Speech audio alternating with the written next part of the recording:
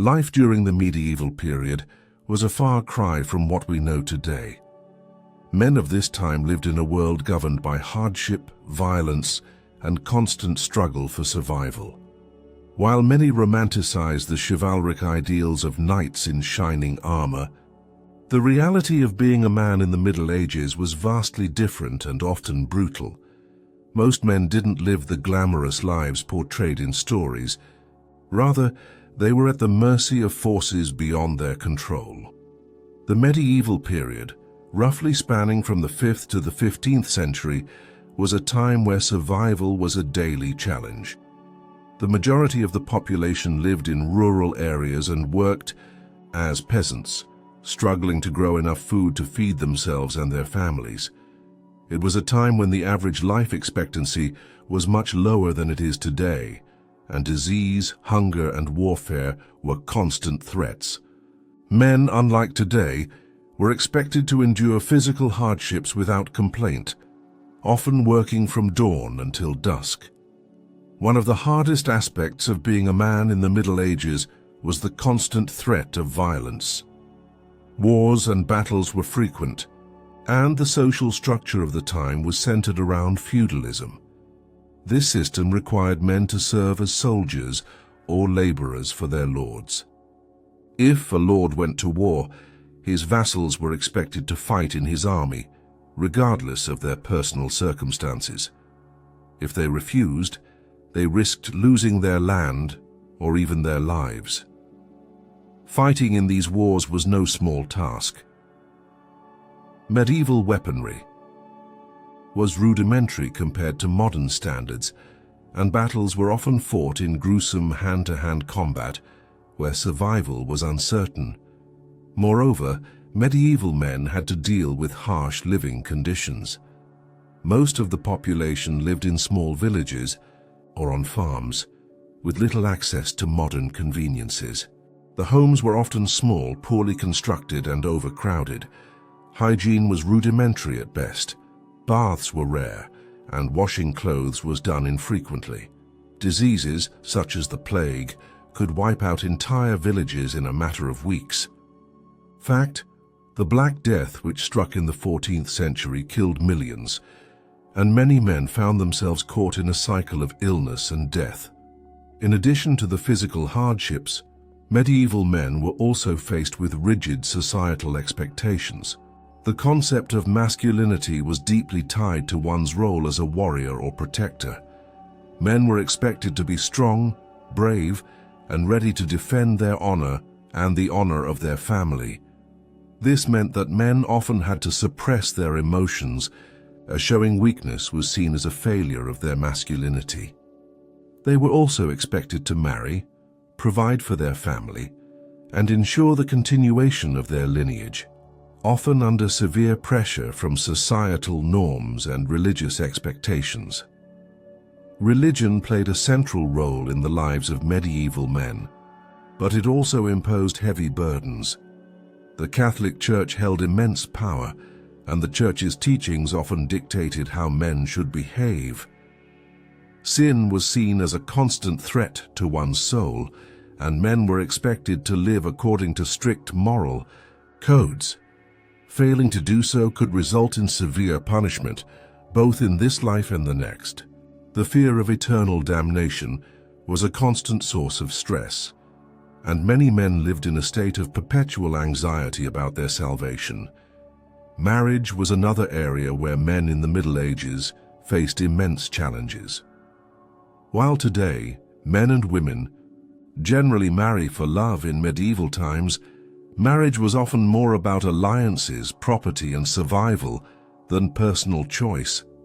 A man's worth could be measured by the size of his dowry or the wealth he could bring into a marriage. This pressure meant that many men had little say in whom they would marry, and the personal happiness or compatibility of a couple was often overlooked in favor of political or financial considerations. In conclusion, being a man in the Middle Ages was fraught with difficulty. Men were expected to endure violence, physical hardship, and emotional repression, all while trying to navigate the rigid expectations placed upon them by society, religion, and their personal circumstances. The glamour and nobility often associated with medieval knights were a luxury few men could experience. For most, life was a constant battle for survival, where strength, endurance, and a strong sense of duty were essential for survival.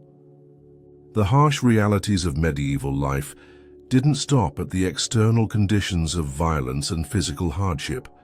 For many men in the Middle Ages, their existence was also shaped by the constant pressure of survival, particularly when it came to providing for their families. In a world where most men didn't have the luxury of modern conveniences, the responsibility of sustaining life fell squarely on their shoulders. Farming was the backbone of medieval society, and most men, especially in rural areas, were tasked with working the land.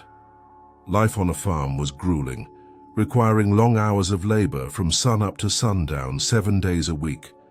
Men were expected to plow fields, sow crops, tend to animals, and harvest grain all by hand, using tools that were often crude by today's standards.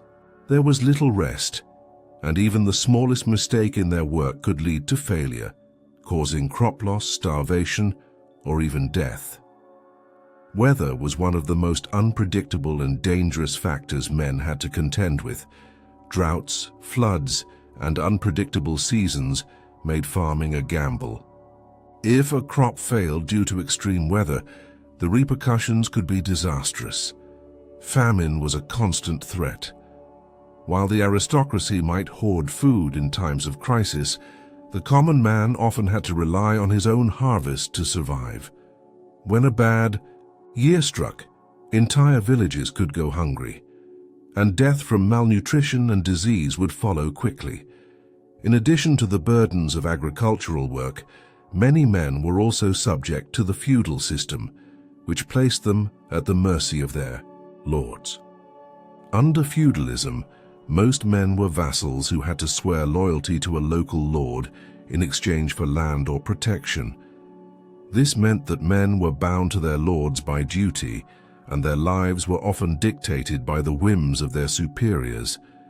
In times of war, as mentioned earlier, men were expected to fight in their lord's army, regardless of their own needs or the cost to their families.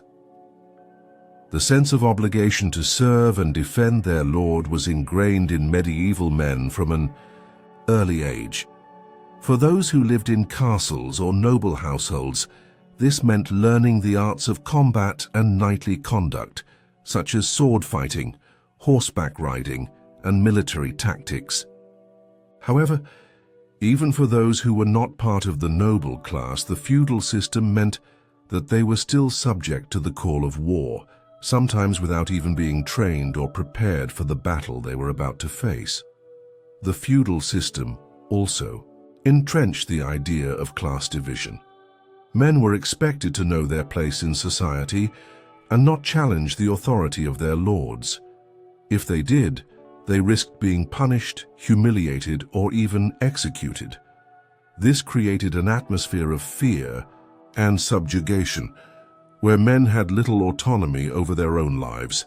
The majority of men had no choice but to live in the rigid structure of the feudal system, often working the land for their lord's benefit while receiving minimal compensation for their labor. Furthermore, medieval men were also expected to be soldiers in their own right when it came to defending their homes and families. The medieval period was rife with raids from neighboring villages, bandits, and marauding invaders. The threat of violence was ever present. Men had to be ready to protect their family, their property, and their honor, often with nothing more than a simple sword or an axe. This constant state of alertness and preparedness made it difficult for men to relax or feel secure in their homes. But even beyond the physical labor and social expectations, there was an emotional toll. Medieval men were often denied the ability to express themselves freely. The prevailing view of masculinity was one of stoic endurance, Emotions were seen as a weakness, and vulnerability was shunned. Men were expected to be strong, steadfast, and unyielding, regardless of how much pain or suffering they were enduring. In an era where mental health was not understood as it is today, this emotional repression took a toll. Men were expected to push through emotional trauma without support or help. This often led to a cycle of emotional distress, which could manifest in violent outbursts, alcoholism, or depression. But to admit to these struggles was considered shameful, and many men suffered silently, unable to find the support they needed. The notion of masculinity in the Middle Ages was tied to one's ability to endure physical and emotional suffering in silence.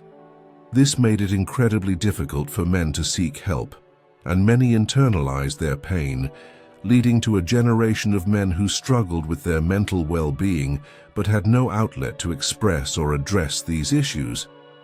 In addition, the constant violence and instability of the medieval world also created a deeply ingrained sense of fatalism.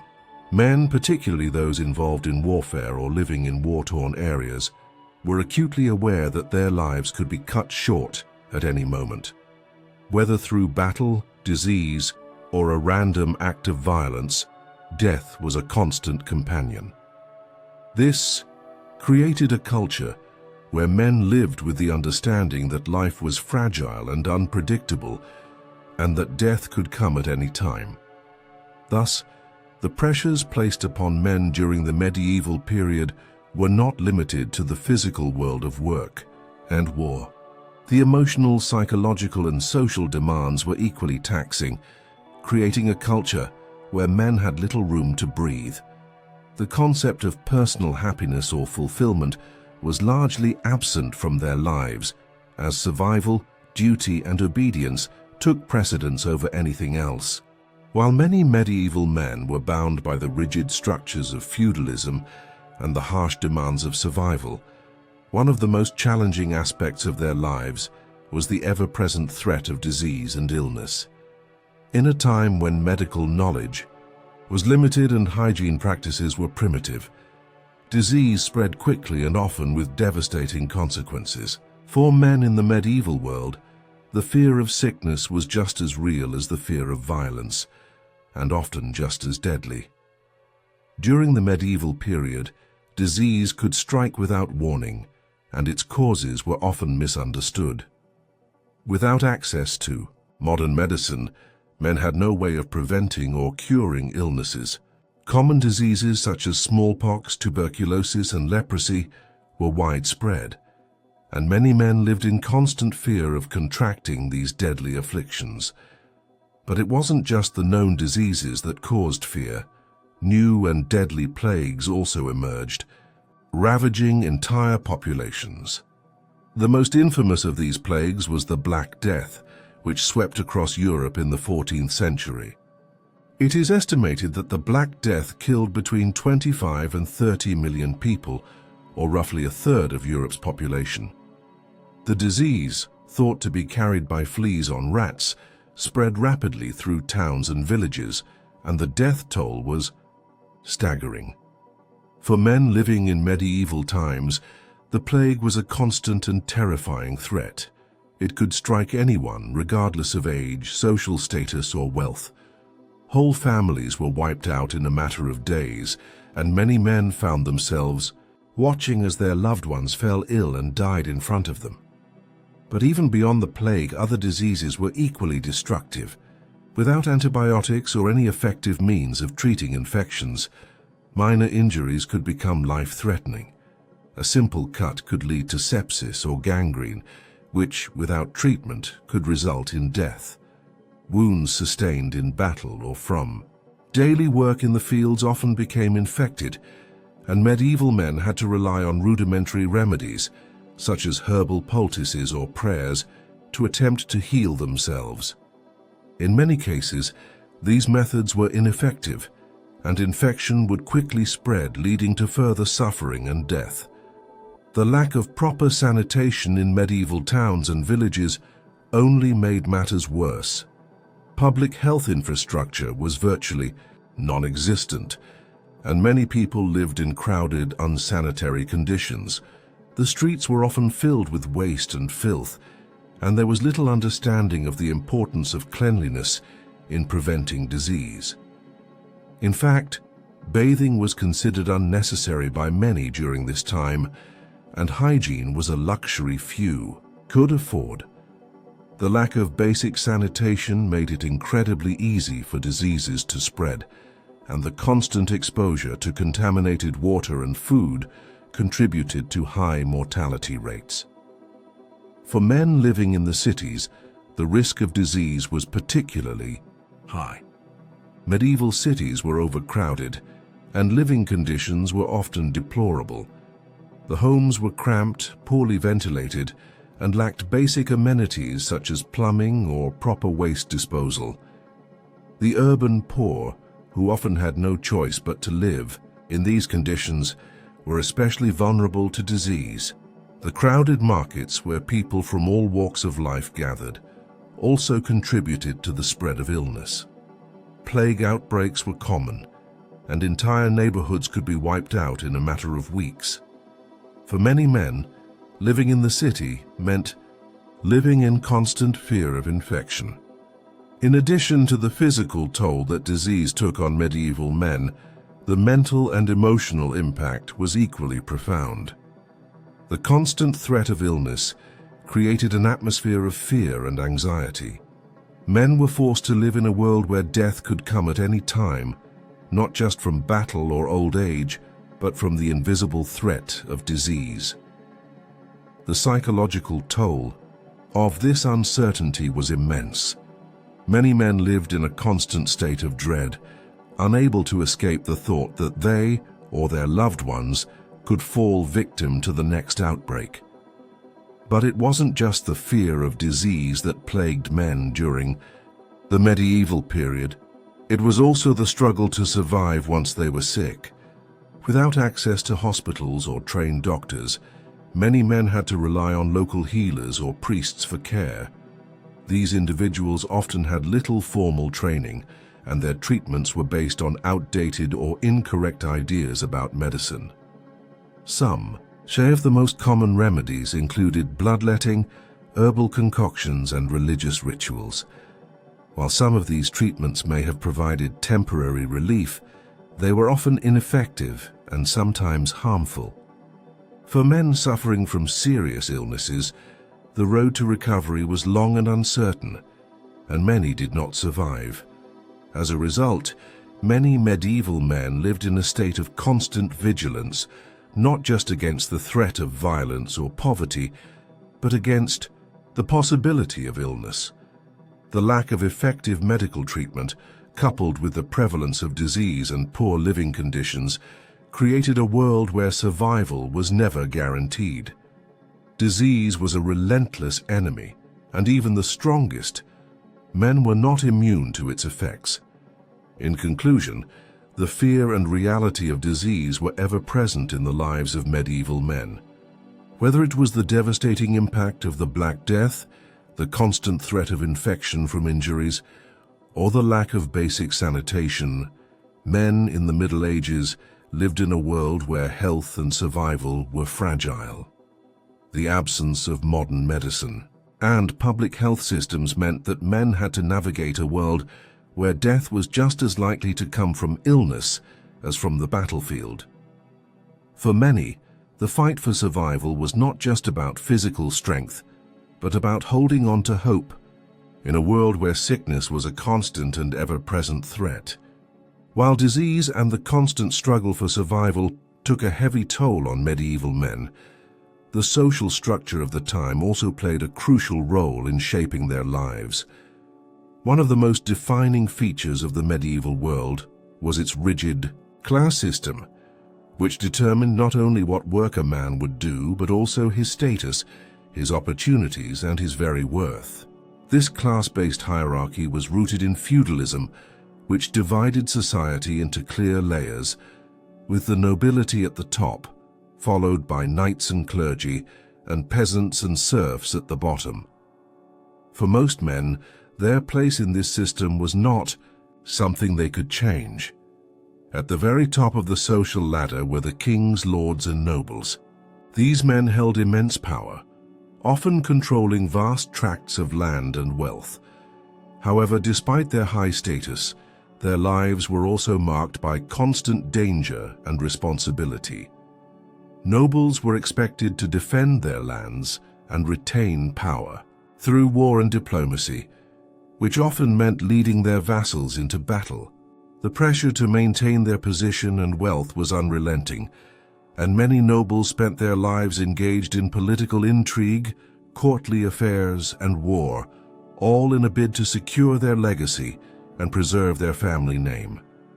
But even these, men who had the luxury of wealth, lived in fear of losing everything, either to internal rebellion, foreign invasion, or a shift in political power. Below the nobles were the knights, men who fought in the armies of the lords and nobles. Becoming a knight was an honor, but it came with a heavy price. The path to knighthood involved years of training, discipline, and often dangerous battles. Knights were expected to uphold chivalric codes of conduct, which meant they had to be brave, loyal, and strong. They were also required to maintain their own horses and weapons, which could be financially burdensome. For many knights, especially those who were not from wealthy families, this meant facing financial hardship while still being expected to perform on the battlefield. Despite their privileged status, knights often faced incredible danger in battle, where death or injury was always a possibility. However, the vast majority of medieval men were peasants or serfs. These men worked the land and performed the labor that sustained society.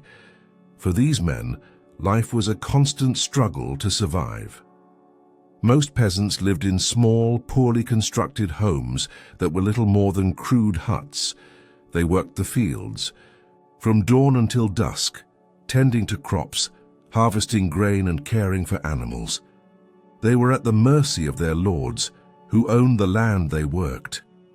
In exchange for the right to live on the land, peasants were required to give a portion of their crops to their lords as rent. This left them with little for themselves, often struggling to feed their families or keep their homes in good repair. While some peasants were able to own small plots of land, most were serfs, men who were bound to the land and had no rights to own property. Serfs were considered property of the lord and could be bought, sold, or traded along with the land they worked. These men had little control over their own lives. They were forced to work the land for their lord and had to ask permission for almost everything, including marriage and travel. The idea of freedom was almost non-existent for most medieval men, especially those in the lower classes. They were born into a life of servitude and were expected to accept their fate without question. The life of a peasant or serf was incredibly hard, and the work was never-ending. Men had to contend with long hours of physical labor, from plowing the fields to harvesting crops, and even when the harvest was good, the rewards were meager. Men who worked the land also faced the constant threat of famine. The medieval period was marked by crop failures, which could lead to starvation for entire communities. A poor harvest could result in a long winter with little food to eat, and many men found themselves struggling to feed their families during these times. On top of the physical labor, peasants had to contend with high taxes and rent payments, which left them with little to support their families. These taxes were often paid in kind, meaning that peasants would give a portion of their crops to the lord instead of paying money. If they failed to meet these demands, they could be punished, sometimes with imprisonment or even physical punishment. Many men lived in fear of these demands, knowing that their livelihoods and even their lives were on the line. The rigid class system meant that social mobility was virtually impossible. A man born into a peasant or serf family was likely to die in the same station, with few chances to improve his life. Education was reserved for the wealthy, and even basic literacy was not available to most men in the lower classes. For many men, their entire identity was tied to the land they worked, and their social standing was determined by the wealth and power of their lord. The idea of rising through the ranks or achieving success through merit was a distant dream for most medieval men. Religious institutions, such as the Catholic Church, played a crucial role in this social order. The Church, like the nobility, held immense power and was often the only institution that provided any form of stability in medieval society. For many men, the Church was the only avenue for salvation or improvement in the afterlife. It was the Church that enforced the concept of humility and submission, teaching men to accept their lot in life as part of God's divine plan. The idea that men should live a life of suffering and sacrifice on earth in the hopes of eternal reward in heaven was deeply ingrained in the medieval mindset. Religion also played a role in justifying the class system. The Church taught that the social hierarchy was divinely ordained and that each person had a specific role to play in society. The poor were taught that their suffering was part of God's will, and they were encouraged to accept their place in life. For many men, this message was reassuring in the face of hardship, but it also kept them in a state of submission, preventing them from challenging the oppressive structures that defined their lives. In conclusion, the rigid social hierarchy of the medieval period placed immense pressure on men. From the noble class to the peasantry, men were defined by their social status and had little control over their futures. Those at the top were constantly engaged in power struggles, while those at the bottom faced a lifetime of hardship, working the land for minimal reward. The feudal system, along with the Church's teachings, kept men in their place, making it incredibly difficult for them to escape their social roles. The lives of medieval men, particularly those in the lower classes, were marked by hard work, fear of violence, and an ever-present struggle to survive. While the feudal system and the rigid social hierarchy shaped the lives of most men, one of the most significant factors contributing to the hardship of medieval men was the constant threat of war. The medieval period was a time of near constant conflict, and for many men warfare was an inescapable part of life. Whether they were fighting as part of a noble's army, defending their land from invaders, or simply caught in the middle of a regional conflict, men's lives were often defined by the violence and chaos of war. War was a brutal and dangerous affair, and the way battles were fought in the Middle Ages was vastly different from modern warfare. Men who fought in medieval battles were often armed with swords, spears, axes, and shields, tools that, while effective, were not as advanced as modern weapons. The close-quarters nature of medieval combat meant that men were often involved in hand-to-hand fighting, which was a terrifying and bloody experience. Shields would shatter under blows, armor would dent and break, and the men inside their metal coverings would suffer from the crushing weight of their own protection as much as from the enemy's attacks.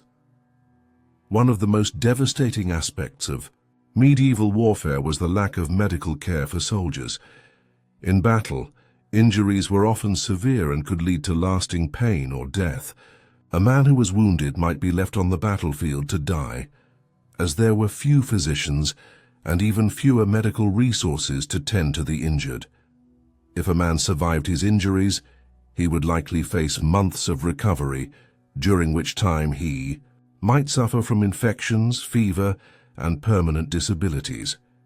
Amputation was often the only treatment for a limb that had been badly injured, and the procedure was extremely risky due to the lack of proper sterilization and anesthesia. For many men, the prospect of war was a reality they could not avoid. In medieval Europe, the feudal system dictated that men had an obligation to serve in their lord's army. Even if they didn't want to fight, They were bound by contract to take up arms when called upon. This meant that for many men, warfare wasn't just a matter of choice, it was a duty that they were forced to fulfill. This sense of duty to their lord, along with the fear of punishment for refusal, led many men to join armies and fight in wars they might not have supported. The consequences of this obligation were severe. Battles in the Middle Ages were often fought over land, power, and resources. Wars could last for years, and men were expected to march for long distances, living off meager rations and enduring harsh weather conditions. Once they arrived at the battlefield, the fights were often long and grueling, with soldiers suffering from exhaustion, hunger, and fear. In many cases, men were forced to fight in wars that had little impact on their personal lives, yet they still risked everything for their lord's ambitions. Even those men who weren't directly involved in the fighting still faced the consequences of war. Medieval wars often caused widespread devastation, including the destruction of homes, villages, and farmland. When armies marched through a region, they would often loot and pillage, taking what they needed by force. Peasants who were already struggling to survive would find their crops destroyed, their livestock stolen, and their homes burned to the ground. For these men, war meant not only the loss of life and property, but also the fear that their very existence could be wiped out in an instant. In addition to the physical destruction, war brought with it the psychological toll of constant violence. Men who fought in battles were exposed to brutality on a daily basis, and many suffered from trauma as a result. The idea of soldiers' honor was deeply ingrained in medieval culture, and men were taught that their worth was tied to their ability to fight and win. As a result, those who were wounded or who failed to achieve victory often faced shame and dishonor. Even after the battle ended, the fear of attack remained, as men never knew when another war would break out or if they would be caught in the next round of violence. One of the most devastating examples of war during the medieval period was the 100 Years' War, a conflict that lasted from 1337 to 1453 between England and France. This war was marked by brutal battles, including the famous Battle of Agincourt in 1415, where English forces, despite being vastly outnumbered, defeated the French in a bloody clash.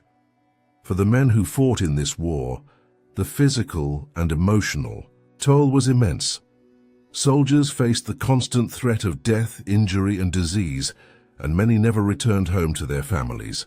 The war also had a significant impact on the social fabric of medieval Europe, as it drained resources, created widespread instability, and brought hardship to countless families.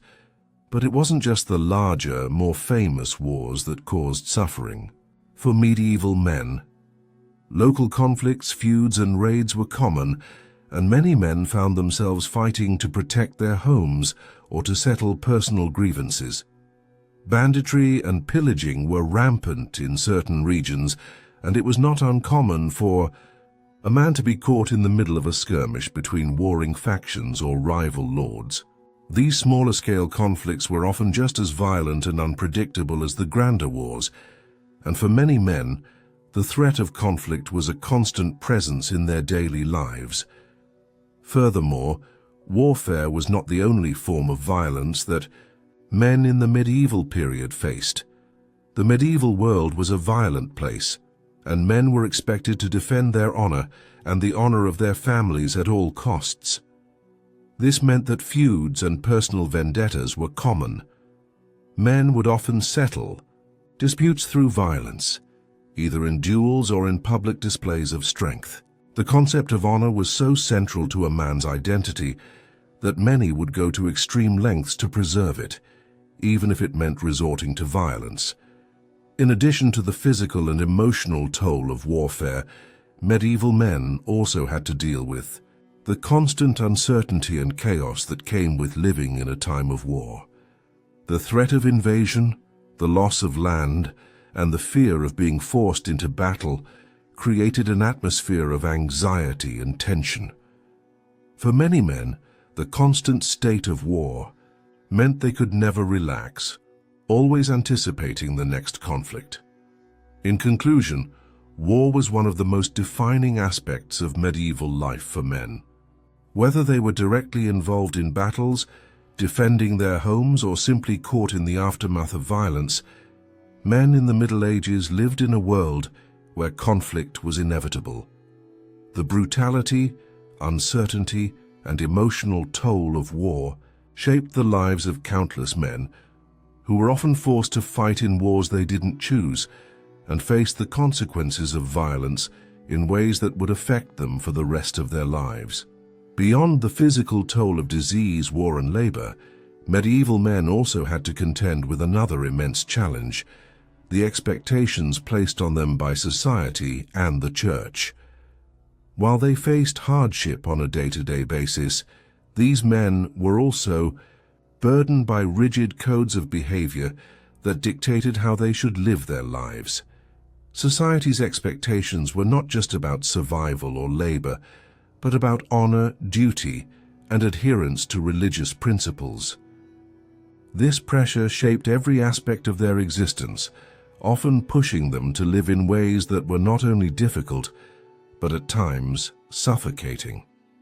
At the heart of these societal pressures was the idea of masculinity.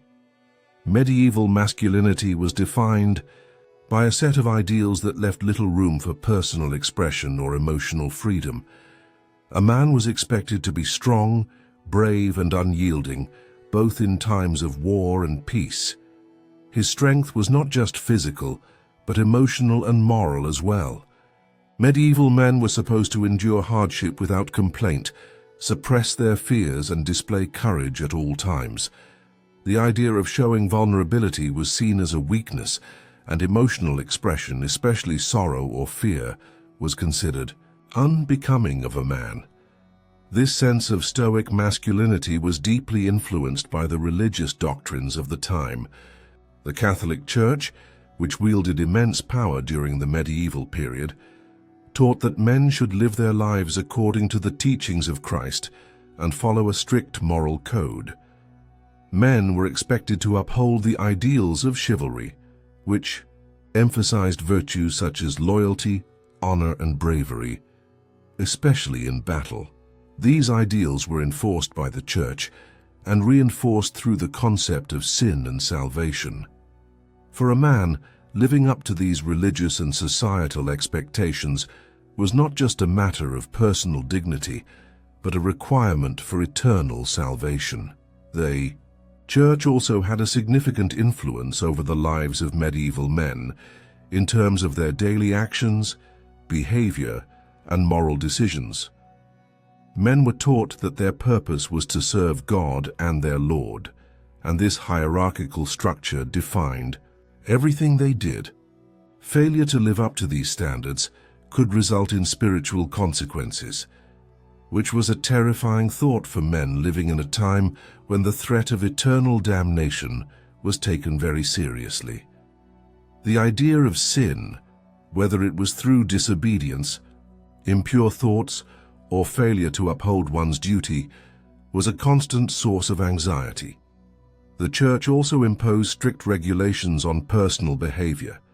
Marriage was one of the key areas where men were expected to conform to the moral expectations of society. Although marriage was often arranged, it was considered essential for men to marry and fulfill their roles as husbands and fathers. A man's worth was often judged by his ability to provide for and protect his family, and failing to do so could bring dishonor not only to him, but to his entire family. This created a pressure to marry at a young age and have children, further reinforcing the idea that a man's value was tied to his ability to secure his lineage and produce heirs. Yet, even in their marriages, men were not free from the societal and religious constraints that governed their lives.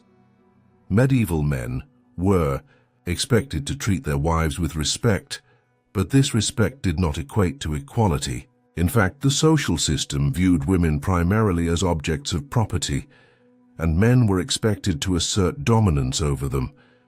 While knights and noblemen were taught to protect women, especially the weak and defenseless, this protection was rooted in the idea of ownership rather than mutual respect.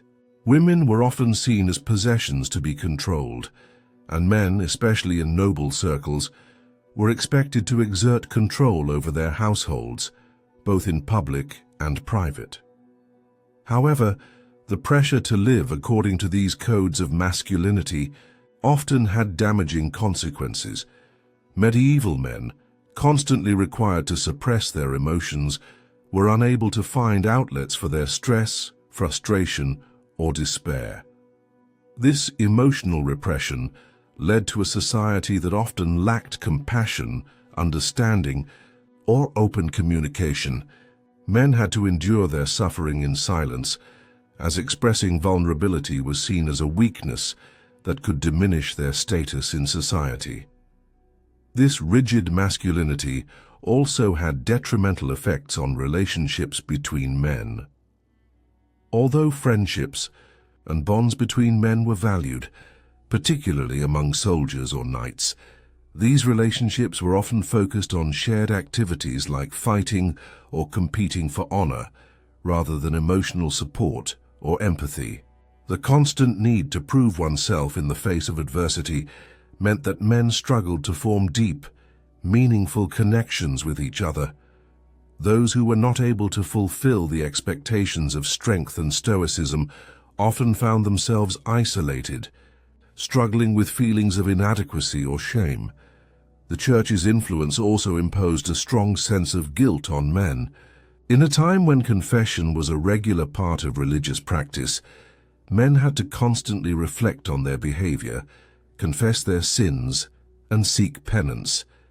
This constant self-scrutiny and the fear of eternal punishment weighed heavily on the psyche of medieval men.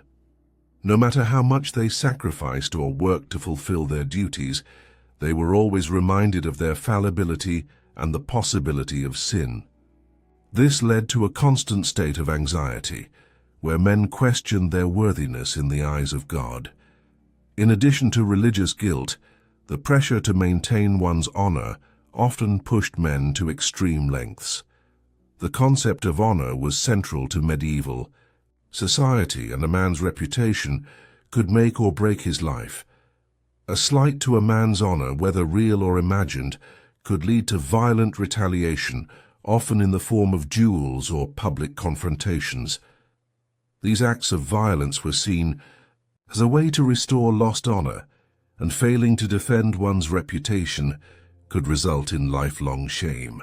For many men, this meant that their actions were constantly governed by the need to protect and preserve their honor, sometimes at the cost of their own safety or well-being. Furthermore, the role of religion in a man's life was not only moral, but also economic. The Church owned vast amounts of land and wealth, and many men found themselves working in religious institutions or paying tithes to the clergy. For some, the Church offered a means of upward mobility, while for others it provided a sense of stability and belonging. But the Church also acted as a reminder of the powerlessness of the individual.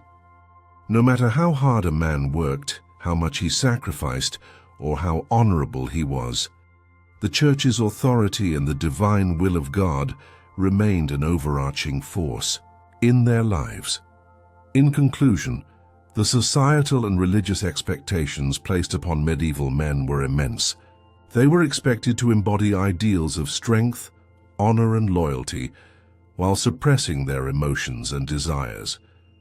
The Church's influence over their daily lives added another layer of pressure, reinforcing a system that left little room for personal expression. This combination of emotional repression, rigid social codes, and religious guilt created a world where men were constantly struggling to meet unattainable standards. Their lives were dictated by a set of rules they could not escape, and the weight of these expectations took a significant toll on their well-being and happiness. Another challenge that medieval men faced was the harsh reality of food and nutrition. In a world without modern refrigeration or preservation methods, securing enough food to sustain oneself and one's family was a daily struggle. The medieval period was marked by frequent food shortages, crop failures, and a lack of variety in the diet. For most men, eating was not a source of enjoyment or pleasure, but a constant battle for survival. The majority of medieval men, particularly those in the lower classes, relied heavily on grains like barley, wheat, and oats as their staple food. These grains were used to make bread, porridge, and ale, the most common items on the daily menu. While bread was a fundamental part of the medieval diet, its quality varied depending on one's social class. The wealthier classes could afford fine white bread made from refined wheat, while peasants and laborers had to make do with darker, coarser bread made from rye or barley. This bread often lacked essential nutrients, leaving many men susceptible to malnutrition. In addition to bread, peasants and lower-class men also ate vegetables such as cabbage, onions, and beans, which were often grown in small garden plots. However, vegetables were not always abundant, and the diet of medieval men could often be monotonous and lacking in essential vitamins and minerals. Meat, which was a more desirable and nutritious source of food, was not commonly available to the average man. Only the wealthiest individuals, such as the nobility or the clergy, could afford to eat meat regularly. For the majority of medieval men, meat was a luxury reserved for special occasions, such as feasts or religious festivals. Fish was another food source, particularly in areas near rivers or the coast, and was often consumed during religious fasts, when the church prohibited the consumption of meat. However, fish, like other foods, was not always easily accessible. For men living in rural areas, fishing was a skill that not all possessed, and those living in landlocked areas were often unable to enjoy it. The limited availability of meat and fish meant that many men had to rely on grains and vegetables for their sustenance, leading to a lack of variety and a diet that was far from balanced. Hunting, while a common pursuit for the nobility, was also an activity that lower-class men might engage in to supplement their diet.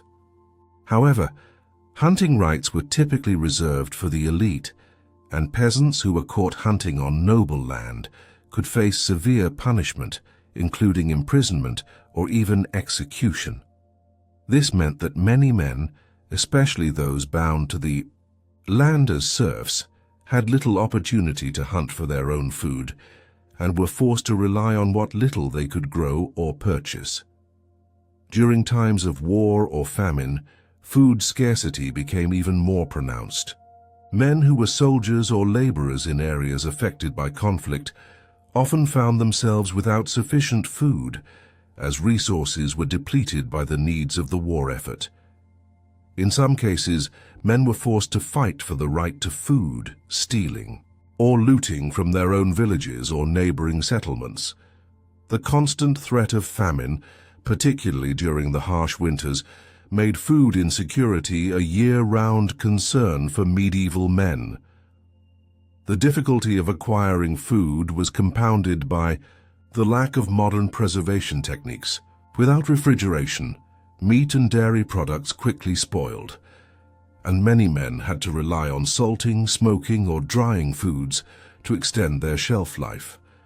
While these methods helped preserve food for longer periods, they did not prevent spoilage completely, and men often faced the risk of eating spoiled or contaminated food, leading to sickness or food poisoning. Dairy products such as milk and cheese were a staple of the medieval diet, but the lack of proper refrigeration meant that they often went bad quickly, creating the risk of consuming tainted food. The lack of variety in food also led to a deficiency in essential nutrients. For men living in rural areas, The limited access to fresh fruits and vegetables, along with the heavy reliance on bread and grains, contributed to conditions like scurvy and rickets. These diseases, which were caused by vitamin deficiencies, were common among medieval men who did not have access to a well-rounded diet. The lack of fresh produce meant that many men lacked the vitamins and minerals needed to maintain a healthy body, leading to weakened immune systems, poor bone health, and an increased susceptibility to illness. In addition to the challenges of food scarcity, medieval men also had to contend with the physical toll that a poor diet could take on their bodies. Long hours of physical labor, combined with a limited and insufficient diet, left many men in a state of constant fatigue and weakness. The demands of farming, fighting, and other physical work were grueling, and the lack of proper nourishment only added to the difficulty of their lives. Men who worked in the fields or as laborers were often malnourished, which made them more vulnerable to disease and injury. Even those who managed to eat regularly often did so at the expense of their health, as their diets were frequently low in essential proteins, fats, and carbohydrates.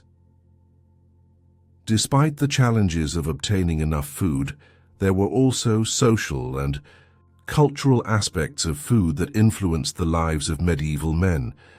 Feast days and religious festivals were an opportunity for men, especially the wealthy, to indulge in food and drink that would otherwise be out of reach. These occasions, while rare, were a brief respite from the daily struggles of hunger and hardship. They allowed men to celebrate with their families, their lord, or their community, often featuring large quantities of meat, bread, ale, and wine. For men in higher social classes, these feasts served not only as an opportunity for indulgence, but also as a way to display wealth and power. Feasts were often lavish affairs, with the best foods and finest wines served to guests.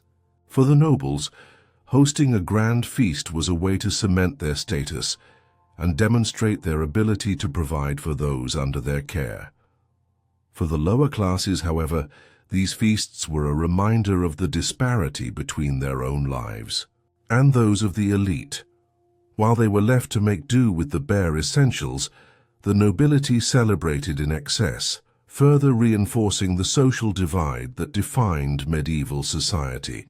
In conclusion, the medieval diet was one of the most significant factors contributing to the difficulties faced by men during this time. With limited access to meat, poor preservation methods, and an overwhelming reliance on grains, most men lived in a state of food insecurity. They faced constant threats from famine, malnutrition, and disease, and the poor quality of their food had a profound impact on their health and well-being. Even during feast days, when food was more abundant, the stark contrast between the rich and the poor served as a reminder of the hardships that many men endured on a daily basis. In addition to the hardships faced by medieval men in terms of food, disease, and social pressures, another aspect of their daily existence that cannot be overlooked is the constant battle against the elements. The medieval world lacked the technological advancements and infrastructure that we take for granted today, which meant that men had to endure extreme weather conditions without the luxury of modern clothing, heating systems, or shelter. The climate during the medieval period was often harsh, and men had to contend with long, brutal winters and unpredictable weather patterns. The medieval warm period, which lasted roughly from the 9th to the 13th century, brought warmer temperatures, but by the time of the Little Ice Age, beginning around the 14th century, colder and more erratic weather began to make life even harder. Farmers in particular were at the mercy of the weather, as a bad winter could destroy crops and a summer drought could lead to famine. Medieval men who lived in rural areas often had to deal with these weather extremes with little more than their physical resilience and what little they could construct with the resources available to them. Most homes, especially those of the poor, were small and rudimentary, built from wood, stone, or wattle and daub, woven branches coated in mud. These structures offered little protection from the cold, and the absence of glass windows meant that harsh winds, snow and rain could easily find their way inside.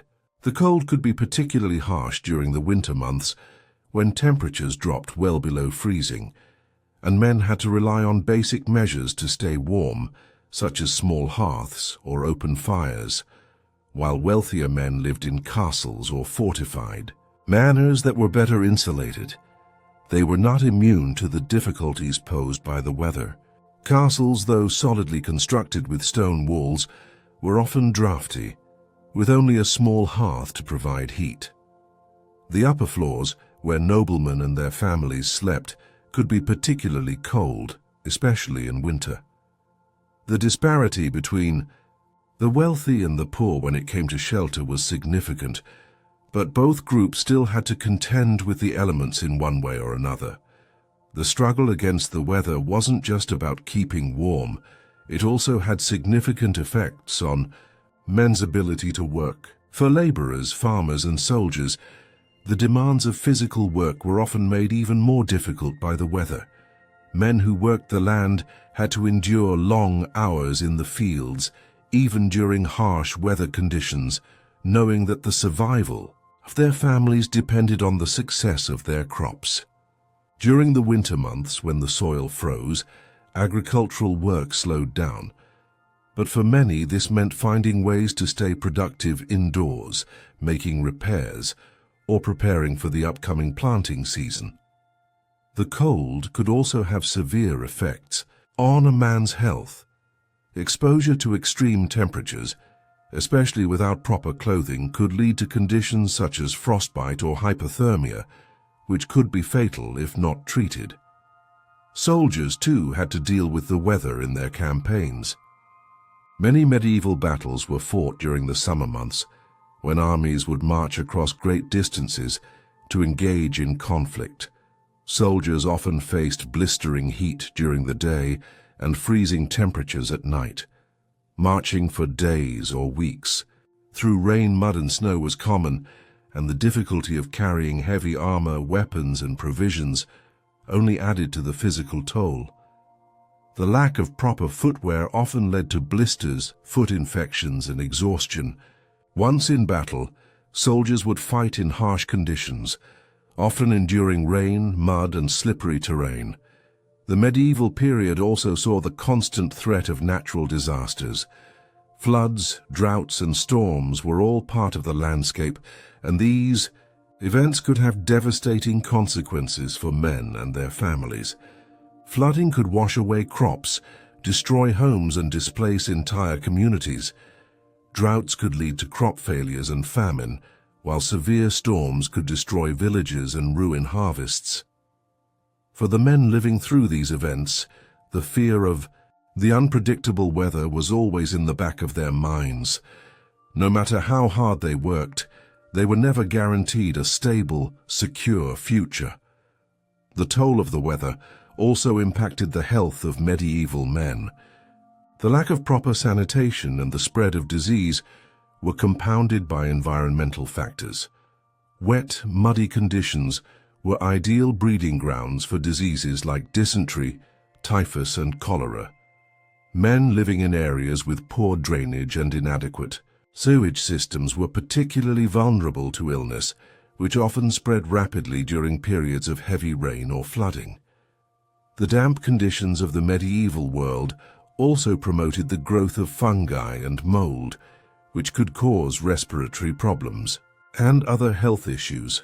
Life in medieval cities was no easier. Overcrowding, poor sanitation, and the constant exposure to the elements made urban life harsh. In winter, the streets of medieval towns could become icy and treacherous, while in the summer, the heat and lack of clean water made life uncomfortable and unsafe. People living in cities had to contend with not only the risks posed by the weather, but also the dangers of fire, which was a constant threat due to the widespread use of open flames for lighting and cooking. Many medieval towns had wooden buildings, and fires could spread rapidly, destroying entire neighborhoods. Even the mental and emotional toll of enduring these harsh conditions cannot be overstated. The constant struggle to stay warm, to work in inclement weather, and to deal with the aftermath of natural disasters left men in a state of perpetual anxiety. They had little control over the forces of nature, and their survival was often a matter of luck as much as skill or effort. The unpredictability of the weather and the constant threat of disaster were mental burdens that medieval men had to bear, knowing that no matter how hard they worked, the elements could undo all their efforts in an instant. In conclusion, the harsh environmental conditions of the medieval period were a constant source of suffering for men. The weather, the lack of proper shelter and clothing, and the frequent natural disasters created a world where survival was precarious. The struggle against the elements was a daily reality, and medieval men had to endure cold winters, hot summers, floods, droughts, and storms with limited resources. The impact of the environment on men's physical health, work, and mental well-being was profound, and it was yet another burden that they had to carry in their difficult lives. In addition to the difficulties posed by the elements, medieval men were often constrained by another set of challenges: the restrictions on mobility and personal freedom. Unlike today, when people can travel freely and pursue opportunities wherever they choose, medieval men were bound to their land, their villages, and their social roles in ways that deeply affected their lives. For the vast majority of men, especially those in the lower classes, their life's path was largely determined by birth and geography. The feudal system, which dominated medieval society, placed severe limits on where men could go and what they could do. Most men were born into the same station in life that they would die in. Serfs and peasants, for example, had no freedom to move beyond the land that was tied to their lord. These men were legally bound to the land, and their movements were restricted by laws that prevented them from leaving without the permission of their lord. The notion of personal freedom, as we understand it today, was almost non-existent. The idea of a free man was reserved for those who owned property or held power, such as the knights or the nobility. These men had more autonomy in terms of where they could go and what they could do. However, even among the nobility, freedom was often an illusion, as their actions were still governed by the expectations of the court, the pressures of maintaining their land and wealth, and the constant threat of political instability or war.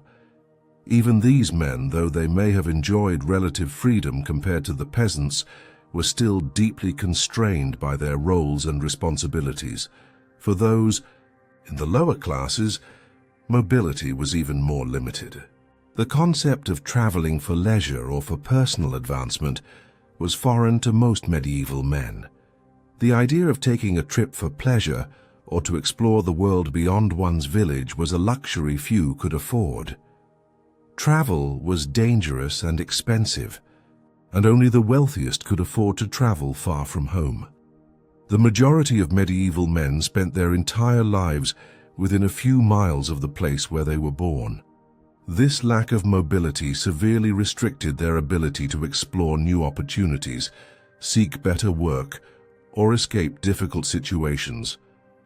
The restriction of movement wasn't just a matter of physical travel, it also extended to the opportunities men had in life.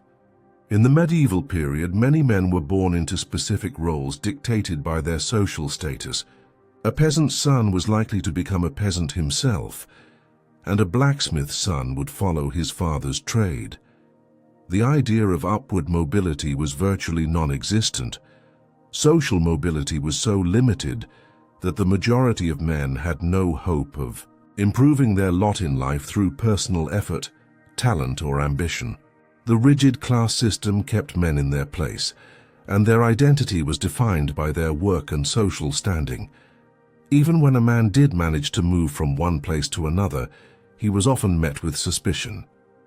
In a world where identity and reputation were paramount, a man who moved outside his social role or left his village without a valid reason was often seen as an outsider or a potential troublemaker. Towns and villages were closely knit communities, and the movement of individuals from one place to another was often regarded with suspicion. For men who traveled, the constant threat of being branded a criminal or an outcast was ever present. Even within the context of work, the restrictions on a man's mobility were stifling. Men who worked as laborers or craftsmen were often tied to the land or their guilds. These guilds were powerful institutions in medieval society that controlled the trades and professions. In many cases, men were required to work within the constraints of their guild's rules and regulations, which could limit their earning potential and career prospects. A young man born into a guild or craft would have little choice but to follow in the footsteps of his father, working within the confines of the trade. For many men, this meant that their livelihood was not a matter of personal choice, but of familial obligation and social expectation. Even religious life, which was a central aspect of medieval society, was subject to these limitations. For many men, the only escape from the grind of their daily lives was through religious devotion. Joining the clergy was an option, but it was often restricted to those who could afford to support a life of study or who had connections within the church. Monasteries and churches were some of the few places where a man could find shelter, food, and a semblance of autonomy. However, even the monastic life was one of discipline and structure. The church imposed strict rules and expectations on those who chose the religious path, and the freedom to make personal choices was limited by the vows of obedience, chastity, and poverty. The idea of escape, of breaking free from one's social role and finding a new life, was almost unimaginable for most men in medieval society. For peasants and serfs, the idea of leaving their village and building a new life elsewhere was not just difficult, it was virtually impossible. The law required them to remain on the land, and without the financial resources or social connections to escape, their lives were defined by the land they worked and the obligations they owed to their lord. Even if they did manage to escape, they would be branded as outlaws, hunted by local authorities, and left without the protection of the village or the church. In conclusion, the limitations on mobility and personal freedom were a significant burden for medieval men. For most, their lives were defined by their birth, their social class, and their geographical location. The feudal system, along with the rigid social hierarchy, created a society where upward mobility was virtually impossible, and a man's future was determined by the land he worked and the role he played in society. The lack of freedom to travel, explore, or pursue personal ambitions made life in the medieval period a difficult existence, where the choices available to men were few and far between. Another difficult reality for medieval men was the constant presence of violence, not just in war but in everyday life. The medieval period was a time when violence was an accepted part of society, and men were expected to be prepared for it at any moment. Whether in the form of personal disputes, robberies, or even the harsh punishments meted out by authorities, medieval men lived in a world where brutality was commonplace. For those living in rural areas, the threat of violence often came from outside their communities. Bandits, raiders, and even neighboring villages could pose a constant danger. These groups would attack villages, steal livestock, burn homes, and kill anyone who stood in their way. Men in these rural areas were expected to defend their homes, families, and livelihoods, from these external threats. The idea of home defense was not just a matter of protection, it was a necessity for survival. However, it wasn't just external threats that created a violent environment. Within the feudal system, the nobility often had the power to carry out harsh punishment for even the smallest offenses. Lords and landowners held near absolute power over their vassals, and if a man failed to meet the demands of his lord, there were serious consequences. Punishments could range from fines to imprisonment, and in extreme cases even death. While the noble class enjoyed a certain level of protection, men in the lower classes lived with the constant fear of retribution. A slight offense, such as failing to work the land properly or not fulfilling a financial obligation, could result in violence or severe punishment. For those living in urban areas, the threat of violence was also prevalent. Medieval cities were often overcrowded and poorly regulated, and crime rates were high. Without a strong police force or proper law enforcement, men in these cities were at the mercy of thieves, robbers, and violent criminals. There was little recourse for a man whose home was robbed or whose family was harmed, as law enforcement was inconsistent and often ineffective. It was not uncommon for men to take justice into their own hands, resorting to vigilantism in an attempt to protect their families and possessions. Another form of violence that medieval men faced was the tradition of dueling. In a society where honor was everything, men were often called upon to fight in personal duels to settle disputes or defend their reputation. These duels, though sometimes ritualized, were often fought to the death. For many men, the threat of being challenged to a duel was ever present. Whether in matters of personal honor or to resolve a dispute with another man, the fear of being forced to fight for one's life was a daily reality. Even the wealthy and noble classes were not exempt from this violent culture, as disputes over land, money, or political influence were often settled with sword in hand. The pressure to maintain one's honor through physical combat could lead to unnecessary violence.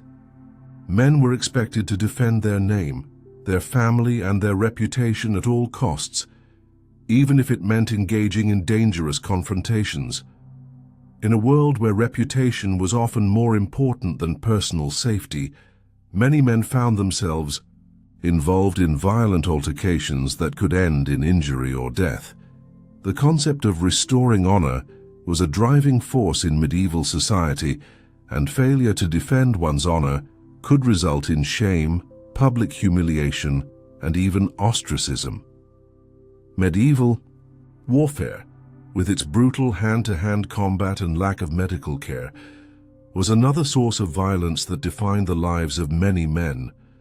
Those who fought in battles not only had to face the physical violence of combat, but also the psychological trauma that came with it. Men who survived battles often returned home with severe injuries, both physical and mental. Without proper medical care, many soldiers lived with the scars of war for the rest of their lives, dealing with chronic pain, permanent disabilities, and the trauma of seeing their comrades killed or maimed. The concept of violence wasn't just limited to physical conflict, though. The medieval period was a time when men also faced significant mental and emotional violence in the form of manipulation, coercion, and exploitation. Lords and kings wielded psychological power over their subjects, forcing them into loyalty and obedience through fear, intimidation, and the constant threat of punishment. The mental toll of living under such oppressive authority was profound, as many men lived in a state of anxiety, fearing that a wrong move or a careless word could bring dire consequences. Religion, too, played a role in the violence of the medieval world. The Catholic Church, with its power and influence, often sanctioned violent acts in the name of religion. One of the most notorious examples of this was the Crusades, a series of religious wars fought between Christians and Muslims during the 11th to 13th centuries. Thousands of men participated in these wars, driven by religious fervor, the promise of salvation, and the desire for land and wealth. The violence of the Crusades, as well as the inquisitions and witch hunts that occurred throughout medieval Europe, often left men caught in the crossfire, whether they were soldiers, innocent, bystanders, or victims of religious persecution. Additionally, medieval justice itself was often violent. Trials were conducted in a way that today would seem barbaric. Punishments for crimes could include torture, mutilation, and execution. Public executions were common and often brutal, meant to serve as a deterrent to others. Men were subjected to torturous interrogations in which they were expected to confess to their crimes whether they were guilty or not. Even accusations of minor offenses could result in severe and violent punishment, and the absence of a fair judicial system meant that many innocent men suffered simply because they were unable to defend themselves properly in court. In conclusion, violence was an integral part of medieval life for men. Whether it was the violence of war, personal disputes, duels, or the harsh punishments inflicted by lords and authorities, medieval men lived in a world where physical and psychological violence were commonplace. Men were expected to endure violence, protect their honor, and fight for their survival in a brutal and unforgiving society. The constant presence of violence in both personal and public life contributed to the immense hardships faced by medieval men, shaping their experiences and defining the nature of their existence. As if the daily struggles of disease, food insecurity, social constraints, and violence weren't enough, medieval men also faced the daunting challenge of working in an environment where justice and law were often arbitrary and corrupt. Unlike modern societies with developed legal systems and protections, medieval men lived in a world where law and order were inconsistent, and many times justice was dispensed based on wealth, power, or the whims of a lord or king. For many, the idea of fairness in the legal system was a luxury they could rarely afford. One of the most significant features of medieval justice was the absence of a reliable police force or centralized law enforcement. In most cases, the authority to enforce laws was held by local lords or rulers, and the way justice was meted out depended on their personal biases, interests, and power. For a common man, getting a fair trial or receiving impartial treatment was not guaranteed. If a lord or nobleman held a grudge or had an interest in taking away a man's land or wealth, he could easily manipulate the system to punish or imprison a man without due process. In many cases, the law was shaped by the concept of might makes right, where those with power, be it a lord, a wealthy merchant, or the clergy, could bend the law to suit their needs. Those who were not of noble birth or wealth had little recourse in the face of injustice. A poor peasant, for example, had no means to defend himself if accused of a crime. If he was wrongfully accused of theft or treason, he could be subjected to torture or execution without any proper investigation into the facts. In medieval times, torture was an accepted method of extracting confessions from those accused of crimes. The use of torture was widespread, and it was often employed not just on criminals, but on anyone accused of breaking the law, including those who were innocent. Men were strapped to torture devices like the rack, or were subjected to methods like waterboarding or the breaking of bones. Even if a man was innocent, the fear of torture could lead to false confessions, as people would say anything to end the excruciating pain. This practice was justified in the name of justice, with authorities believing that torture would reveal the truth. For many men, the constant threat of torture, whether for real or perceived crimes, was a terrifying part of life.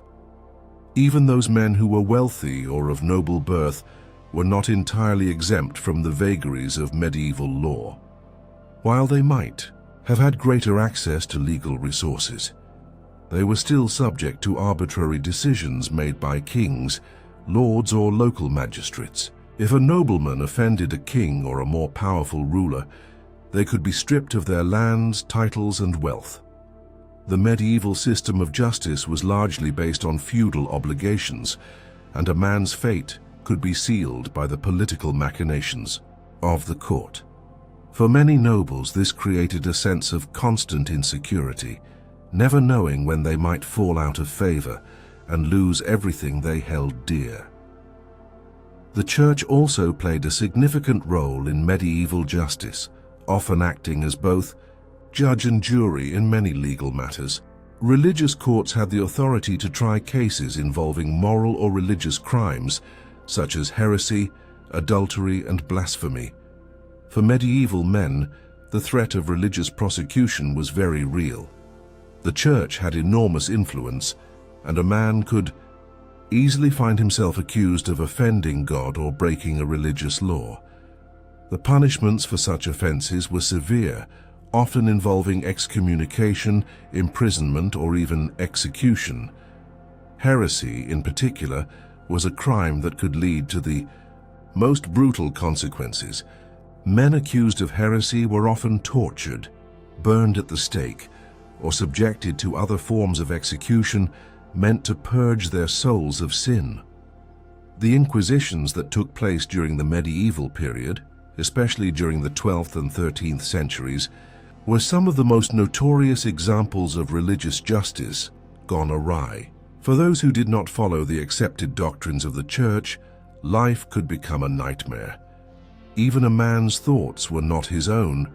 Any deviation from religious orthodoxy could result in suspicion, trial, and punishment.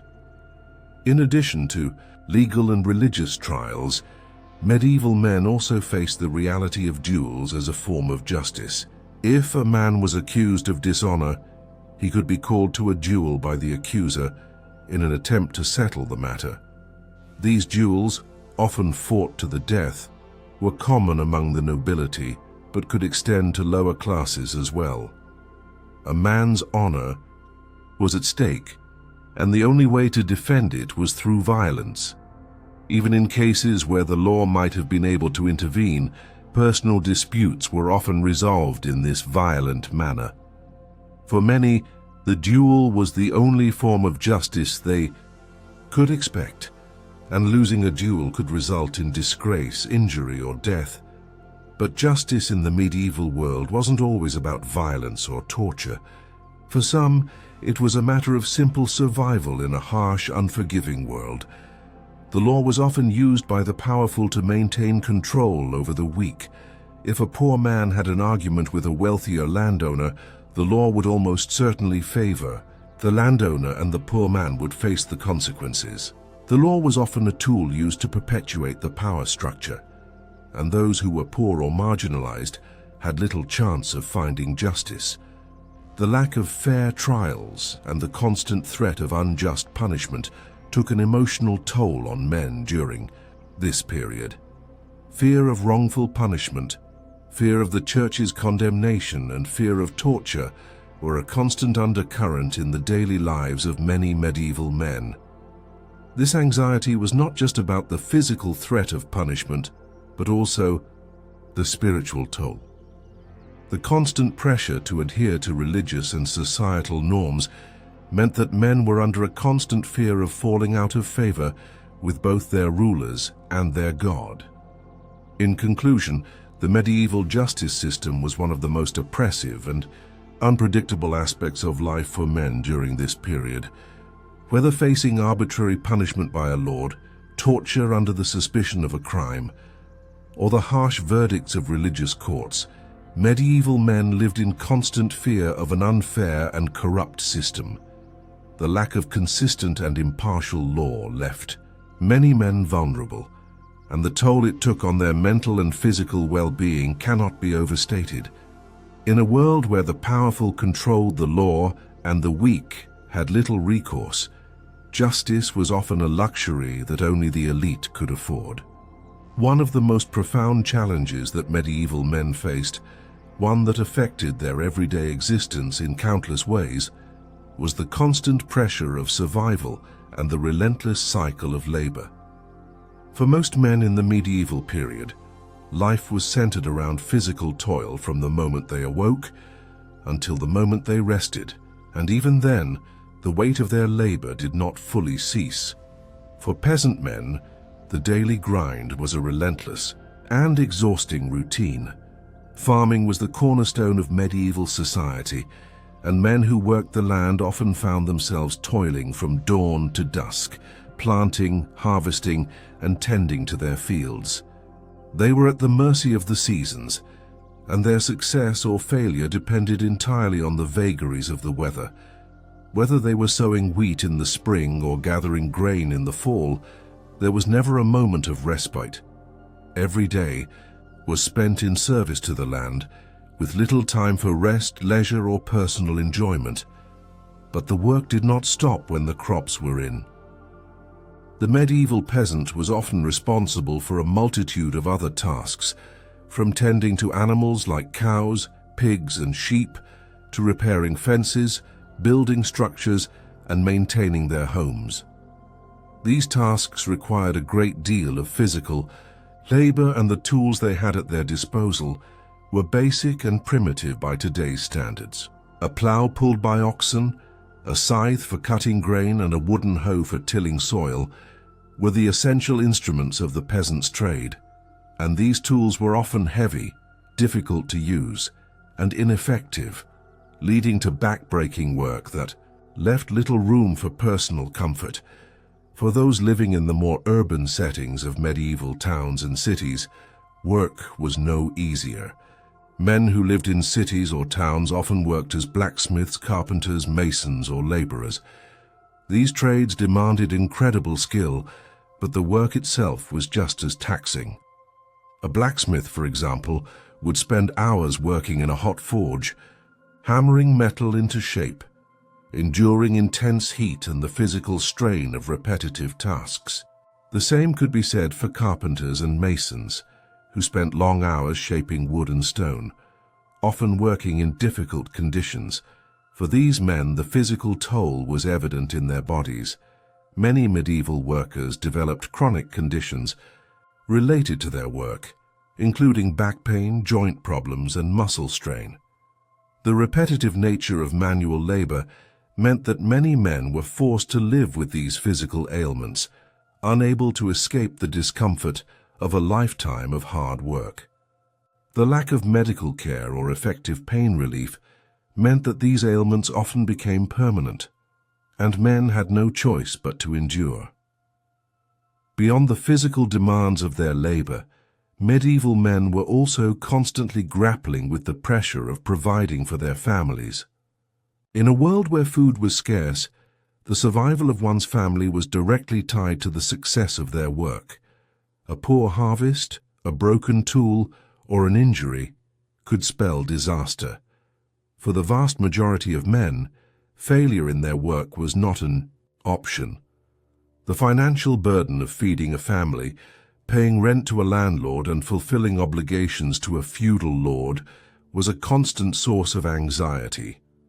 In a society where wealth was limited and social mobility was almost non-existent, the ability to earn a living was the cornerstone of one's identity. Moreover, medieval men were often subjected to the harsh demands of their lords or employers.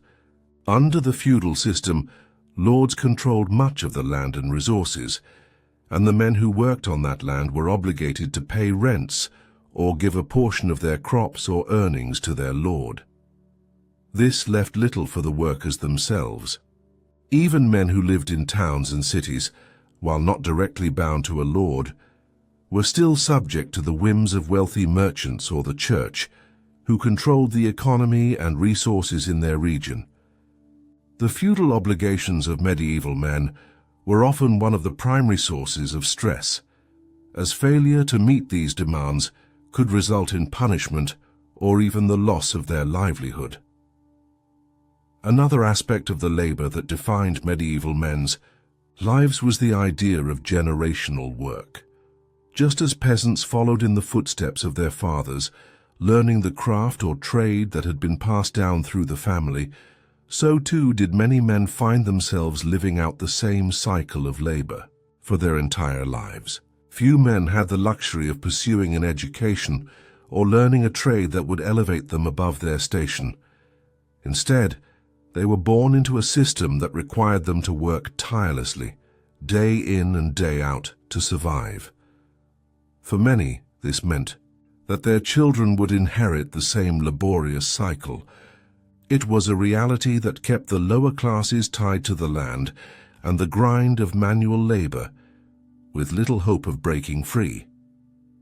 For the upper classes, labor took a different form, but it was no less demanding. Though their work was not as physically grueling, noblemen, knights, and clergy still had their own pressures to contend with. Nobles were responsible for maintaining their estates, managing the affairs of their lands, and overseeing the labor of their serfs and peasants. Knights, too, had to uphold their honor through the performance of their military duties and the management of their households. Even the clergy, while not involved in manual labor, had the heavy responsibility of maintaining the church's authority and guiding their parishioners. The idea of rest and recreation was a foreign concept for many medieval men. Although there were festivals and feast days, they were rare occasions, often associated with religious holidays or celebrations held by the nobility. For most men, leisure time was a luxury they could not afford. There was little opportunity to relax or enjoy life in the way we might imagine today. Even the simple pleasures of a warm meal or a brief moment of relaxation were often out of reach. Instead, medieval men lived in a constant state of exertion, working tirelessly to secure their survival and fulfill their obligations. The toll of this constant labor on the mental and emotional well-being of men was significant. The stress of providing for a family, the pressure to meet the demands of lords or employers, and the physical strain of manual labor created a world where men rarely had time to reflect on their own well-being or pursue personal happiness. The idea of self-care, of taking time for one's own needs or desires, was largely unheard of. Instead, men were expected to labor ceaselessly with little reward other than the bare necessities required to survive. In conclusion, the labor-intensive nature of medieval life was one of the most defining aspects of the period. Men were expected to work long hours in grueling conditions, whether in the fields, in workshops, or as soldiers. The pressure to provide for their families and meet the demands of the feudal system left little room for rest or personal fulfillment. The relentless cycle of work and survival shaped the lives of medieval men, and their daily lives were consumed by the need to labor, endure, and survive in a world that offered little reprieve from the hardships they faced.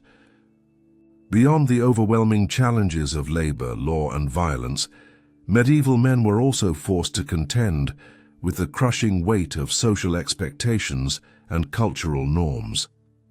In a time when society was governed by a strict hierarchy and rigid moral codes, men were often expected to conform to standards that left little room for personal expression or deviation.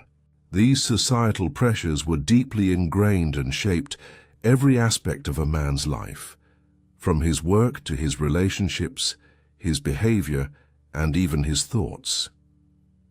One of the most significant social pressures faced by medieval men was the expectation to marry and produce heirs. Marriage was not just a personal choice or a romantic endeavor, it was a social and economic necessity. The concept of family and lineage was central to medieval society, and men were expected to uphold the honor and reputation of their family through marriage. For many men, the pressure to marry at the right time, to the right person, and to produce children was immense. Unlike today, when love and personal compatibility often form the foundation of marriage, medieval marriages were frequently arranged by parents or other family members. The motivations behind these marriages were often practical rather than emotional, involving land agreements, dowries, and the consolidation of power or wealth. For a medieval man, marriage was a contract, one that could have long-lasting effects on his status and future. Marrying into a powerful family could elevate his social standing, while a poor marriage could have severe consequences for his reputation and livelihood. For those men who did not marry or who failed to produce heirs, the pressure was even greater. In a world where family and lineage were essential, the inability to fulfill these expectations could lead to social isolation, loss of status, and even the disinheritance of property. For a nobleman, the failure to have children could result in the end of his family line, leading to a loss of power and land. For peasants and laborers, not being able to provide for a family or produce children could be seen as a failure to fulfill one's duty as a man. Even for those who succeeded in marriage, the expectations did not end with securing a spouse. Men were expected to provide for their families, both materially and emotionally. The concept of masculinity during the medieval period was deeply tied to the role of the provider and protector. Men were taught that their primary responsibility was to ensure the survival and well-being of their family. This meant working tirelessly to support their wife and children, often at the cost of their own personal desires or happiness. The emotional toll of being the primary provider was significant.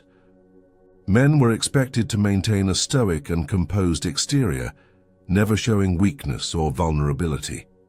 In a world where emotions were suppressed, men had little room to express their feelings of anxiety, stress, or exhaustion. The pressure to meet the needs of their family, combined with the strain of daily survival, meant that men often had little time for themselves. They were expected to devote their energy to work, family, and social obligations, leaving little space for personal fulfillment or emotional support. This pressure to conform to strict gender roles was compounded by religious and moral expectations. The Catholic Church, which wielded enormous power in the medieval world, played a central role in shaping societal norms and expectations.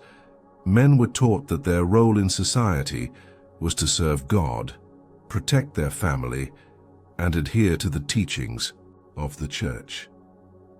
The Church's teachings on masculinity were clear. Men were to be strong, dutiful, and loyal, and they were expected to resist temptation and sin. Religious teachings reinforced the idea that men should live a life of self-discipline, suppressing desires and pleasures in favor of duty and moral righteousness. For many men, the Church's teachings on sin and morality were a source of constant anxiety. Men were taught that their souls were at risk if they failed to live up to these ideals. The concept of sin was pervasive, and many men lived in fear of committing acts of immorality or failing to meet the expectations placed upon them by society and the Church. The pressure to live a virtuous life free from temptation was intense, and the fear of eternal damnation hung over them like a dark cloud. The expectations placed upon men were not just social and religious, they were also cultural. The concept of honor was deeply ingrained in medieval society, and men were expected to uphold their honor at all costs. Honor was tied to a man's reputation, his ability to defend his family's name, and his willingness to protect his land and resources. A man's honor could be challenged by others, and if it was tarnished, it could result in a loss of social standing and respect. Defending one's honor was often seen as a matter of life and death. The concept of personal dignity and reputation was so strong that men were often willing to engage in violence to restore their honor, even if it meant risking their own lives. In this context, men lived in constant fear of failure. They feared failing their families, failing their lords, failing their communities, and ultimately failing themselves. The constant pressure to meet the expectations of society was suffocating, and there was little room for individuality or self-expression. The role of a man in the medieval world was defined by duty, strength, and conformity. There was little space for emotional vulnerability or personal ambition outside of the prescribed roles. This lack of personal freedom and expression was compounded by the rigid social hierarchy that governed medieval life. Men were often limited in their ability to change their station in life. A peasant's son was likely to become a peasant, just as the son of a knight would grow up to follow in his father's footsteps. Social mobility was extremely limited, and men were often trapped in the roles that they were born into. The notion of individuality and self-determination was foreign to most men. They were expected to fulfill their duties, honor their obligations, and live in accordance with the expectations of those in power. In conclusion, the societal and cultural pressures placed on medieval men were immense. From the expectations surrounding marriage and family, to the pressure to uphold honor and religious morality, medieval men lived in a world where conformity was the norm. The roles they were expected to play were rigid and inflexible, and failure to live up to these expectations often resulted in shame, dishonor, and social exclusion. For many, the idea of personal fulfillment or emotional expression was a luxury they could not afford, and the weight of these pressures shaped their lives in profound and lasting ways. Beyond the rigid societal structures and the relentless labor, medieval men also had to confront the ever-present shadow of death. In the medieval world, life expectancy was significantly lower than it is today, and men faced the harsh reality that death could come at any time, often unexpectedly. The fear of death, whether from disease, battle, or natural causes, loomed large in the lives of medieval men, shaping their decisions and the way they lived their everyday lives. The most immediate threat to life in medieval times was disease. With limited medical knowledge, diseases spread quickly and could decimate entire populations. The Black Death, one of the deadliest pandemics in human history, struck Europe in the 14th century and wiped out an estimated 25 to 30 million people, or about a third of the population. While the Black Death is the most famous, it was far from the only disease that plagued medieval men. Plague, smallpox, tuberculosis, and dysentery were all common, and outbreaks could happen with little warning. For the majority of medieval men, there was no effective treatment for these diseases. If a man fell ill, he had few options other than to wait, hoping for a recovery that rarely came. Medicine during the medieval period was rudimentary at best. While there were herbal remedies and some rudimentary surgeries, these methods were ineffective against the most deadly diseases. Many men died of conditions that are easily treatable today, simply because there was no knowledge of proper hygiene, no antibiotics, and little understanding of the human body. But disease wasn't the only threat to life. Violence was a constant concern, particularly in a world where war, banditry, and personal feuds were common. For men living in feudal societies, warfare was an inevitable part of life. Whether they were conscripted to fight in battles for their lord or forced to defend their land from invaders, the constant threat of violence was never far away. Battlefields were filled with carnage, and men who fought in wars knew that they could be injured or killed at any moment. The weapons of medieval warfare were brutal, and injuries sustained in battle were often fatal. Swords, axes, spears, and arrows could inflict terrible wounds, and the lack of modern medical care meant that many men died from what would be considered minor injuries today. Even the survivors of battle often returned home with permanent injuries, chronic pain, or disfigurements. The idea of a heroic warrior was tempered by the reality that warfare often left men broken in body and mind. Even outside of formal battle, the risk of violence was present in everyday life. Personal disputes between men could often result in physical confrontations. Dueling was a common way to settle disagreements, particularly among the noble class. These duels, though often formalized, were no less deadly. A man's reputation and honor were at stake, and many men fought to the death over matters of perceived insult or slight. These duels were often brutal, with no real regard for the potential consequences. For men in lower classes, violence could also take the form of robbery, raids, or the imposition of harsh punishment by local authorities. For all men, the constant threat of violent death was part of their reality. Even for those men who were fortunate enough to escape violent death or disease, the fear of death still lingered, especially in the face of the harsh realities of old age. In the medieval period, the elderly were often neglected and vulnerable. Without the medical knowledge and treatments available today, aging was a condition marked by gradual physical decline and increasing dependence on others. Men who reached old age often had little recourse when they became ill or incapacitated. The idea of retirement was foreign to medieval men. When a man became too old to work, he often faced poverty and neglect. In the absence of a social safety net, the elderly were left to rely on their families, and if they had no children or kin, they were left to fend for themselves. Death was also an ever-present part of family life. The mortality rate for children was high, and it was not uncommon for parents to bury several of their own children before they reached adulthood. The loss of a child was a devastating blow for any family, and men who had lost children often had to carry the grief with them for the rest of their lives. Childbirth was another area where death was a frequent companion. Women often died in childbirth, and men had to endure the pain of losing their wives and the emotional toll of raising children on their own. The unpredictability of death meant that men were never far from the trauma of loss, whether from disease, violence, or natural causes. Religious beliefs also played a significant role in how men dealt with death.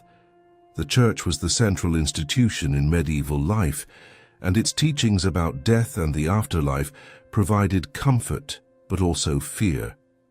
For many men, the idea of dying in a state of sin or being judged unworthy by God was a constant source of anxiety. The fear of hell and eternal damnation weighed heavily on the minds of medieval men, who were taught to live virtuous lives to ensure salvation.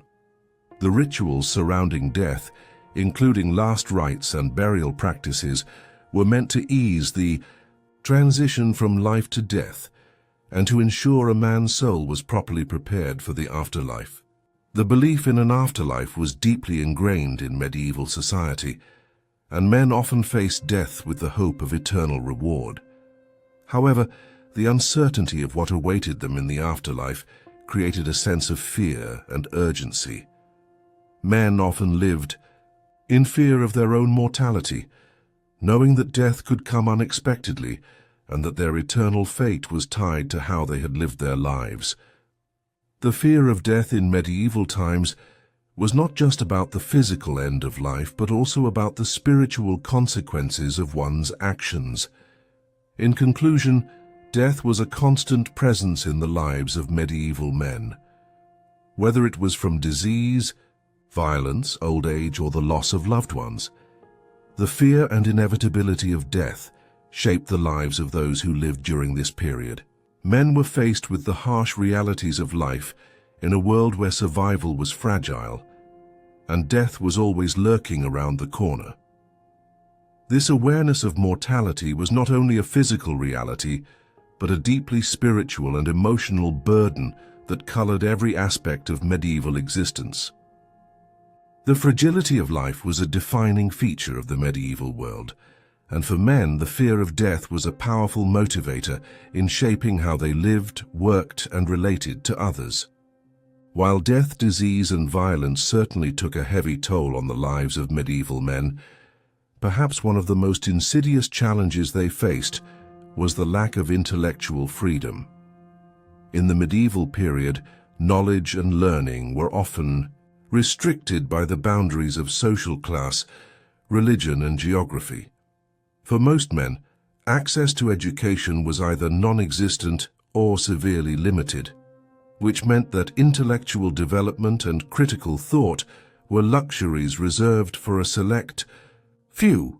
For the vast majority of men, knowledge was something that was controlled and disseminated by the church or by the nobility, and the pursuit of personal knowledge was often seen as dangerous or even heretical. The vast majority of medieval men were born into a life of manual labor, farming, or service, and as such education was not seen as a priority. Most men in rural areas never learned how to read or write, as these skills were not deemed necessary for their roles in society. In fact, literacy rates in medieval Europe were incredibly low, especially among the lower classes. The ability to read or write was typically reserved for the clergy, the nobility, and the wealthy elite. For men in these social strata, education was an avenue to gain power, influence, and status. But for peasants, laborers, and the working classes, knowledge was something that was either inaccessible or irrelevant to their daily lives. The church, which held significant sway over medieval society, was both a source of education and a powerful institution that controlled knowledge. While the church preserved much of the intellectual heritage of the classical world, it also limited intellectual freedom in significant ways. The church was deeply concerned with the preservation of orthodoxy, and any challenge to the established teachings of the church was seen as a threat to the social order. For medieval men, this meant that intellectual pursuits were often constrained by religious dogma. Free thinking and the pursuit of scientific knowledge were not always welcome in an environment where religious doctrine dictated what was considered acceptable knowledge.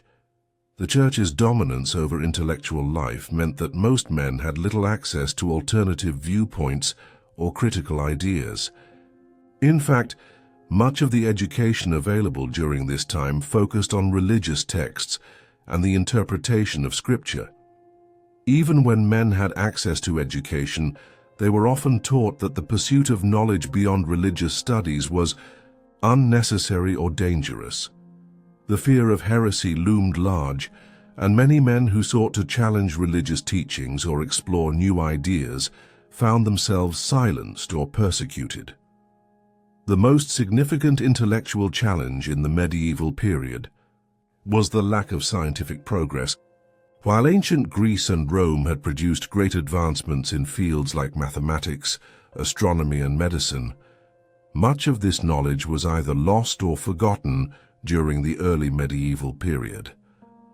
The church was often hesitant to embrace new ideas that contradicted religious teachings, and scientific progress was hindered by the fear of challenging established authority. Men who sought to explore natural philosophy or investigate the physical world often faced resistance or punishment, as their work was seen as a challenge to divine knowledge. This intellectual stagnation left medieval men with limited opportunities for personal growth or development. In a world where knowledge was tightly controlled and religious authority reigned supreme, intellectual curiosity was often stifled. Men were expected to accept the world as it was presented to them, rather than questioning or exploring the deeper mysteries of existence. This intellectual confinement created a society where personal growth and self-discovery were difficult, if not impossible, for the vast majority of men. The lack of intellectual freedom also had significant social implications. Men were expected to conform to the roles dictated by their social class, and to accept their position in society without question. For the peasantry, this meant working the land and fulfilling their obligations to their lords. For the nobility, it meant defending their land, managing their estates, and upholding the honor of their family name. But for both groups, there was little room for personal choice or intellectual autonomy. The intellectual environment of medieval society reinforced the rigid social structure, as questioning one's role or the order of the world was seen as a threat to the established power. The few men who were able to access higher education were often part of the clergy or the nobility. For those who were fortunate enough to receive an education, their intellectual pursuits were often guided by the needs of the church or their political ambitions. Universities, which began to emerge during the medieval period, were often places where men were taught theology, philosophy, law, and medicine, disciplines that were viewed as essential for advancing one's position in society. However, these institutions were also heavily influenced by religious doctrine, and the curriculum was often limited by the need to adhere to church teachings. Despite these limitations, there were a few men during the medieval period who defied the intellectual constraints of their time.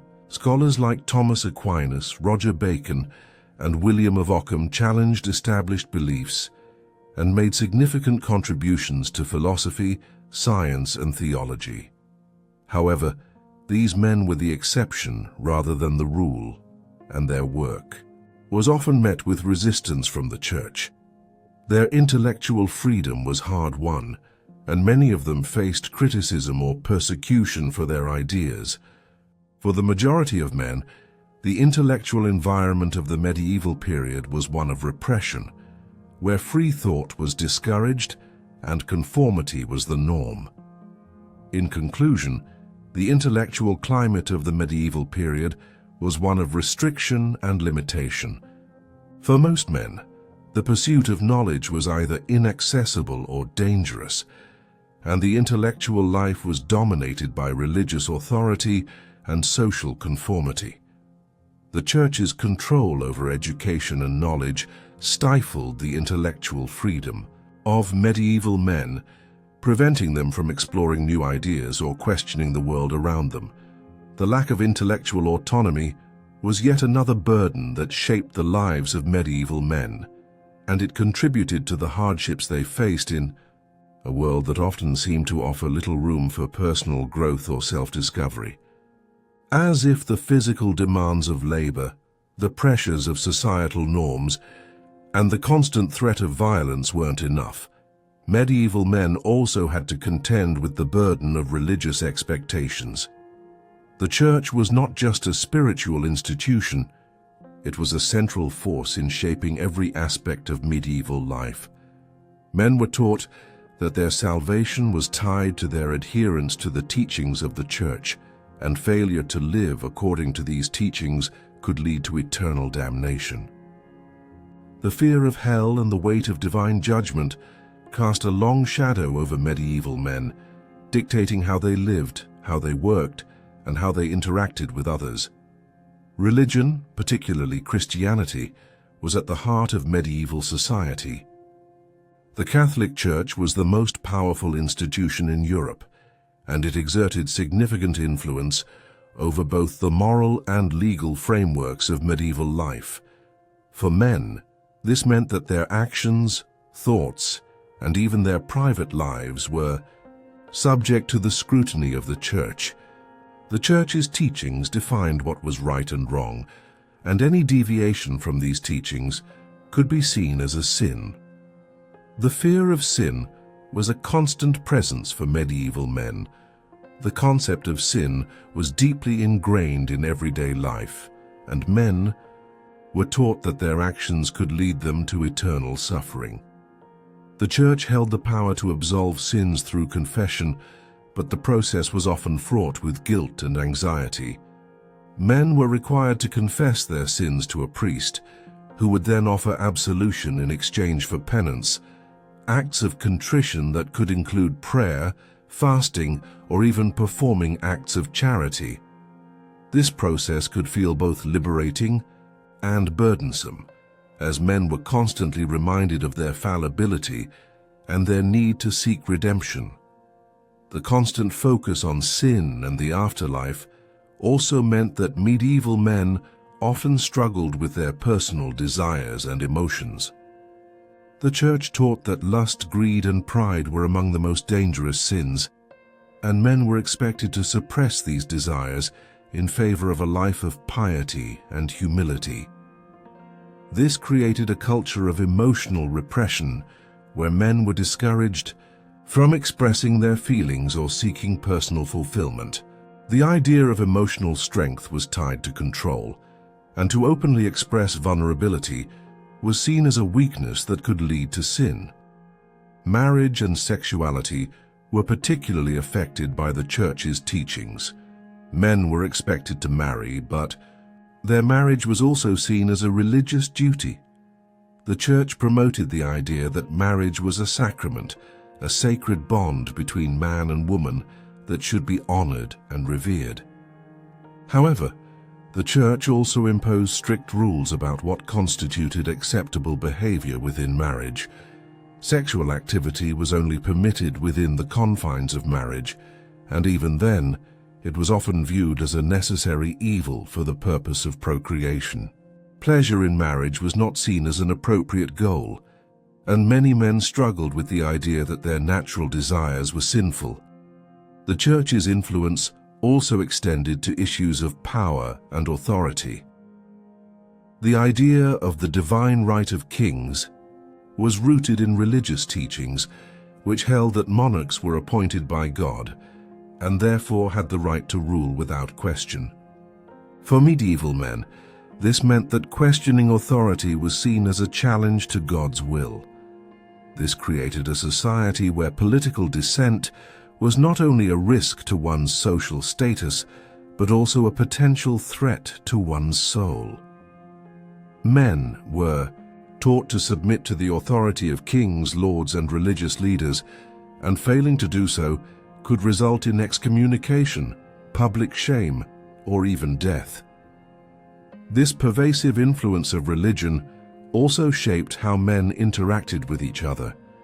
The concept of brotherhood was central to medieval society, particularly within the context of the church and religious orders. Monasteries and convents were places where men could seek solace and guidance, but they were also places of strict discipline and isolation. The life of a monk was one of constant prayer, meditation, and work. And while it provided some men with a sense of spiritual fulfillment, it also required immense sacrifice. For those who chose the monastic life, the decision to enter a monastery meant renouncing worldly pleasures, family, and possessions in favor of a life dedicated entirely to God. While this lifestyle offered some men the peace and purpose they sought, it also isolated them from the world and placed them under the strict control of the religious order. For the majority of men, however, the Church's teachings about spirituality, sin, and salvation were a constant source of anxiety. Medieval men were taught to live in constant fear of God's judgment, knowing that even the smallest sin could result in eternal damnation. The idea of living a virtuous life was central to their existence, but the pressure to constantly conform to religious expectations made it difficult to feel at peace with oneself. Even the most devout men could never be certain that they had done enough to earn God's favor, and this uncertainty created a society of men who lived in a state of constant self-reflection and doubt. The constant focus on sin and salvation was further exacerbated by the Church's teachings on death and the afterlife. Medieval men were taught that life was short and fragile, and that death could come at any moment. This belief was reinforced by the high mortality rate, particularly among children, who were often viewed as the most vulnerable members of society. For many men, the fear of death was compounded by the fear of what awaited them in the afterlife. The idea of judgment after death was a powerful motivator, and men were encouraged to live virtuous lives in order to secure a place in heaven. In conclusion, religion was both a source of comfort and a source of anxiety for medieval men. The teachings of the Church shaped every aspect of their lives, from their work and relationships to their emotions and personal desires. The pressure to live a life of piety, to suppress personal desires, and to fear sin and death created a culture where men lived in constant fear of judgment, but also with the hope of salvation. The weight of these religious expectations was a heavy burden, one that shaped the lives of medieval men in profound and lasting ways.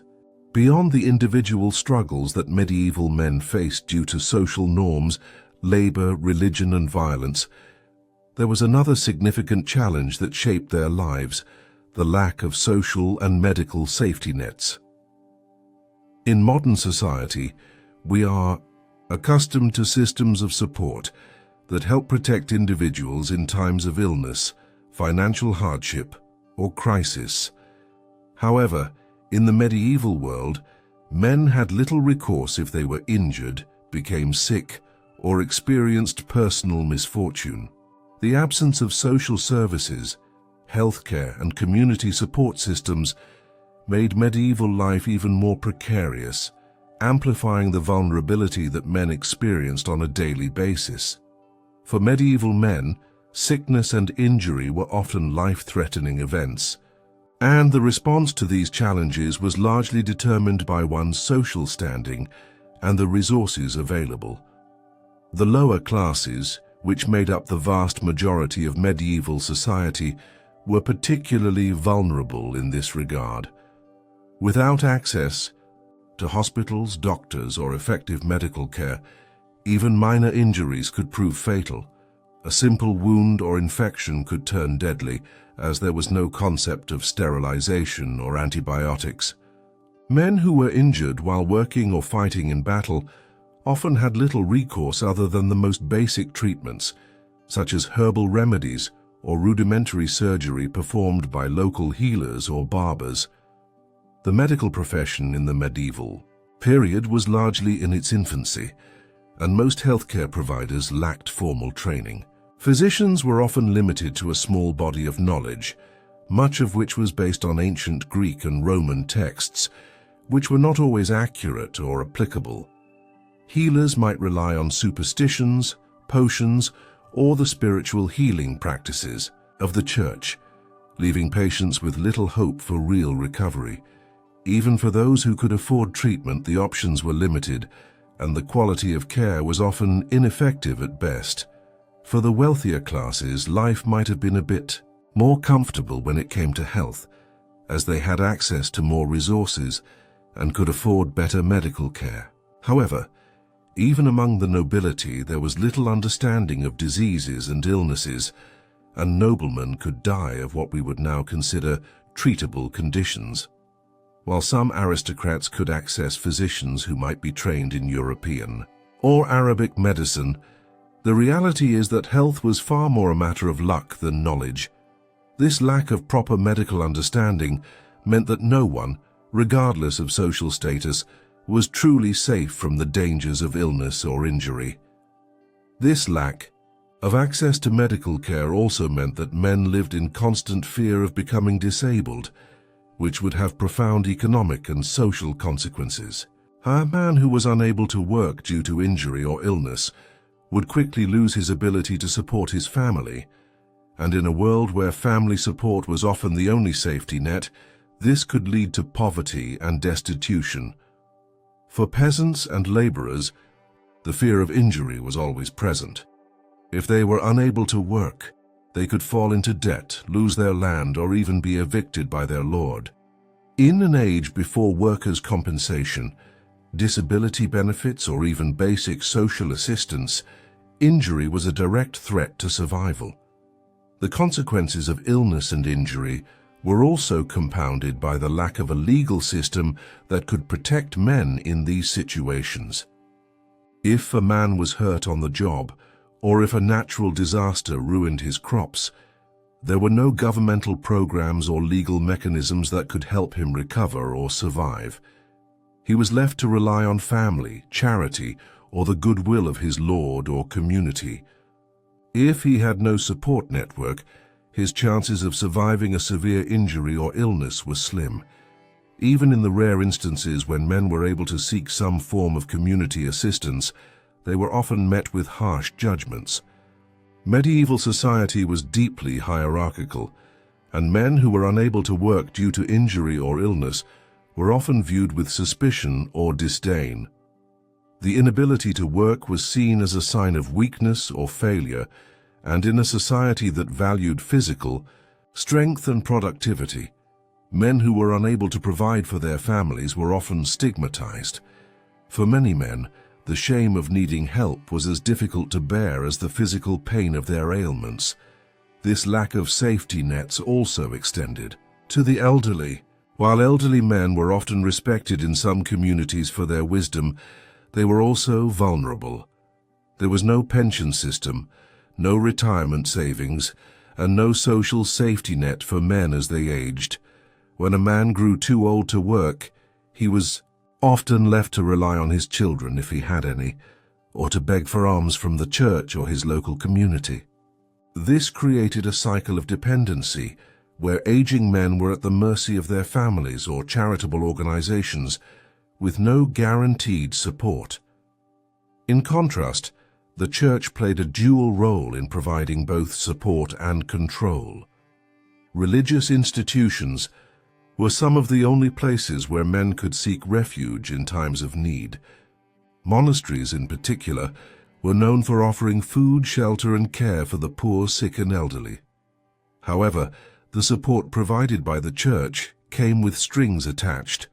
Men who sought assistance were expected to submit to the spiritual authority of the church, follow its teachings, and sometimes perform penance or work in the service of the church.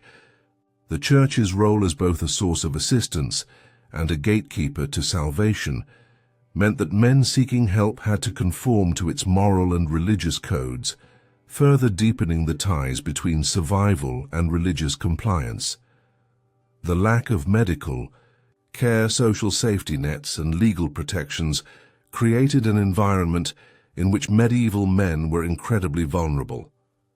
Their lives were marked by uncertainty, as they had little security against the ravages of illness, injury, or old age. Even for those fortunate enough to have family or community support, there was always the looming possibility that something beyond their control, such as an accident or disease, could derail their lives and leave them without resources or protection. In conclusion, the absence of social and medical safety nets in the medieval world made life particularly difficult for men, especially those in the lower classes. Illness, injury, or old age could quickly lead to poverty and suffering, and without access to medical care or social programs, men had little protection against these hardships. The constant fear of being unable to provide for their families or becoming a burden on others added an additional layer of stress to an already difficult existence. In a world where survival was fragile, medieval men had to navigate a complex web of physical, social, and economic challenges, with little support beyond their own resourcefulness and the occasional charity of others. Another often overlooked aspect of medieval life for men was the social isolation that many experienced due to the rigid structures of society. While men were expected to form connections with others based on their social class, family, and religious affiliations. The strict boundaries between different classes and the constant demands of work often left little room for deep or meaningful personal relationships. The lack of privacy, the suppression of emotional expression, and the pressure to conform to societal norms meant that many medieval men lived in a world where true companionship and personal bonds were rare and difficult to cultivate. The strict social hierarchy of medieval society created a world where men's interactions with others were often limited to their role within that hierarchy. The feudal system defined clear roles for men. They were either lords, vassals, peasants, or laborers, and these roles determined their relationships with others. Men of different social classes were often prohibited from forming close personal connections, as their relationships were typically governed by duties and obligations rather than mutual understanding or emotional bonds. The divide between the nobility and the lower classes was particularly stark, and men from different classes rarely had opportunities to interact on an equal footing. For the lower classes, especially peasants and laborers, relationships were primarily based on survival and mutual support. While families and communities often banded together to help each other with the labor-intensive demands of daily life, these relationships were more utilitarian than emotional. Men worked together in the fields, shared resources, and relied on each other for practical support, but emotional intimacy or meaningful friendships were rare. The constant pressure to meet the physical demands of labor, the fear of losing one's livelihood, and the ever-present threat of violence or disease left little room for men to connect on a deeper level. For many men, the idea of forming lasting friendships was simply not a priority. They were too focused on survival. In contrast, men from the nobility had greater freedom to form connections with others, but these relationships were often dictated by political or economic motives. Nobles were expected to form alliances through marriage, land agreements, and mutual support. Friendships and companionships among noblemen were often based on shared interests in politics, power, and warfare. However, these relationships were rarely founded on genuine emotional connection. Instead, they were formed out of necessity, with men relying on each other for protection, resources, and influence. Even in the courtly circles of the nobility, where ideals of chivalry and brotherhood were promoted, the reality was often one of competition, rivalry, and self-interest. Nobles often had to be wary of one another, as the constant jockeying for power could lead to betrayal or violence. The role of the church in medieval society also played a significant part in shaping men's relationships. Religious institutions often encouraged men to focus on their spiritual duties and suppress personal desires, including the desire for deep emotional connections with others. Men were taught that their ultimate loyalty was to God and the church, not to their families or friends. The emphasis on asceticism, humility, and self-discipline meant that men were expected to prioritize their religious obligations over personal relationships. In many ways, the Church's teachings promoted emotional repression and isolation, particularly for men who sought to live a virtuous life. The idea of building emotional intimacy or seeking personal happiness was often seen as a distraction from one's duty to God. Moreover, the societal expectation that men must remain stoic and unemotional further contributed to their social isolation. Medieval masculinity was defined by strength, honor, and self-reliance, and men were discouraged from showing vulnerability, affection, or compassion. Emotions like sadness, fear, or joy were often suppressed, as these were considered signs of weakness. This emotional repression made it difficult for men to form genuine, meaningful relationships, as they were expected to maintain a facade of control and composure at all times.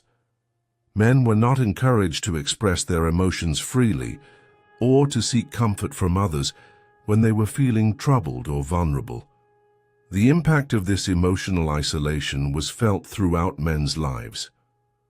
For those who experienced personal loss, such as the death of a family member or the loss of property, the inability to express grief openly could lead to feelings of despair and loneliness.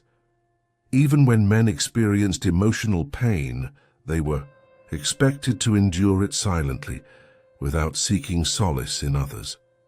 The lack of emotional support systems made it difficult for many men to cope with the inevitable hardships of life, leading to a sense of isolation and alienation that was rarely addressed. In addition to the emotional isolation that many medieval men experienced, there was also a physical sense of separation from others. The lack of privacy in medieval homes meant that personal space was often limited.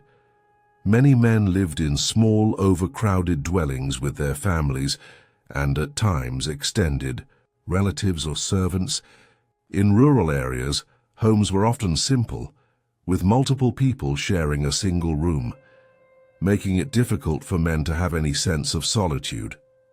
In urban areas, men who lived in cities or towns were also faced with overcrowded living conditions, which further limited their opportunities for private reflection or personal retreat.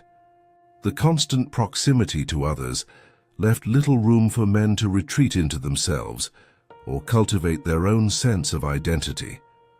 In conclusion, the social isolation faced by medieval men was a significant and often overlooked aspect of their lives. Whether due to the rigid social hierarchy, the pressure to conform to emotional repression, or the lack of privacy and personal space, medieval men were often denied the opportunity to form deep personal connections with others. Their relationships were shaped by duty, survival, and necessity, rather than mutual affection or emotional fulfillment. The emotional isolation that many men experienced created a society in which personal happiness and emotional well-being were secondary to survival, social conformity, and religious devotion.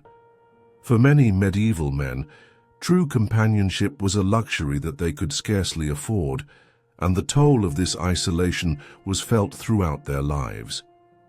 As we reflect on the myriad struggles that medieval men faced, whether it was violence, disease, the pressure of societal norms, or religious expectations, there is one more aspect of their existence that loomed large in shaping their daily lives: the constant fear of the unknown. In the medieval world, uncertainty was a constant companion. The lack of knowledge about the natural world, the afterlife, and even basic survival meant that medieval men were often forced to navigate life in a state of perpetual anxiety. They lived in a world where superstition, fear, and the unknown shaped how they understood their surroundings and their place in the universe. One of the primary sources of this fear was the widespread belief in the supernatural. Medieval society was steeped in superstition, and men were taught to believe in witches, demons, and evil spirits that could influence their lives. Whether it was a bad harvest, a sudden illness, or an unexplained tragedy, people often attributed these misfortunes to supernatural forces. Witches, particularly women, were often blamed for causing harm, and accusations of witchcraft led to terrifying consequences. Men, too, were at times accused of dark practices and sorcery, leading to fear of being suspected or branded as heretics or witches. The Church played a significant role in fostering this fear. While it provided spiritual guidance, it also taught that the world was inhabited by forces beyond human understanding, forces that could bring either salvation or damnation. The fear of hell, eternal punishment, and the judgment of God were ever present in the minds of medieval men. The notion that their actions in life could result in damnation, especially if they failed to live according to religious laws, created a constant sense of existential dread. Even the idea of death was often framed through this lens. Dying in sin could condemn a man to eternal suffering, while dying in the favor of God could bring salvation. This theological uncertainty led many men to live in a constant state of anxiety about the afterlife. The unpredictability of the natural world also contributed to this fear. In medieval times, The lack of scientific understanding meant that people had little knowledge of the causes of diseases, natural disasters, or even basic health issues. When plagues or epidemics struck, there was often no explanation for why one person survived and another died. Disease was perceived as a divine punishment, a result of sin or moral failure. Men who fell ill had little understanding of what was happening to their bodies or how to prevent further suffering. Even seemingly minor injuries or ailments could lead to death because of infections or complications, and the lack of effective medicine left men feeling helpless in the face of these unpredictable dangers. The same uncertainty applied to the world of nature and the environment. Natural disasters, floods, droughts, famines, were seen as signs of divine wrath, and the inability to control or predict these events created a sense of powerlessness. A bad harvest could mean starvation for an entire family, and men were often at the mercy of nature's whims. The fear of famine, disease, or crop failure was ever present, and the knowledge that a man's survival depended on external forces over which he had no control created a deep sense of vulnerability. For peasants in particular, this fear of the unknown was especially acute, as their livelihoods were tied directly to the land and the unpredictability of the weather. Medieval men also lived in a world full of political uncertainty. Wars, invasions, and shifting allegiances were constant realities that shaped their existence. The feudal system itself was unstable, with lords often at war with one another or rebelling against higher authority. The threat of invasion from foreign forces such as the Vikings or Mongols also loomed large. For common men, this instability often meant being swept up in conflicts over which they had no control. Whether they were conscripted into military service or caught in the crossfire of a political power struggle, medieval men were forced to live with the constant possibility that their homes, families, and lives could be disrupted by forces beyond their control. This insecurity was not just a distant possibility, it was a living, breathing part of daily life. Even the threat of internal conflict within communities contributed to the sense of fear. Feuds between neighboring villages, conflicts between vassals and their lords, or even disputes over land ownership could escalate into violence. The lack of an effective legal system and a centralized government meant that disputes were often settled through force, and men had to be prepared to defend themselves and their families against those who sought to do them harm. Whether it was bandits, rival lords, or members of their own communities, men lived in a constant state of vigilance, knowing that danger could arise at any time. But perhaps one of the greatest sources of fear in medieval life was the fear of the unknown in relation to personal identity and fate. In a world where social mobility was limited, and a man's role was often determined by birth, men had little opportunity to change their circumstances. The uncertainty of whether one's efforts to provide for a family or defend one's honor would be enough to guarantee a successful life created anxiety about the future. A peasant, for example, had little chance of escaping his role and improving his station in life. Even the nobility, despite their power and wealth, lived in fear of political betrayal, loss of lands, or external threats that could strip them of their status. The concept of fate played a significant role in shaping medieval men's worldviews. The idea that a man's life was predestined by God and that his fate was out of his hands created a sense of resignation and helplessness.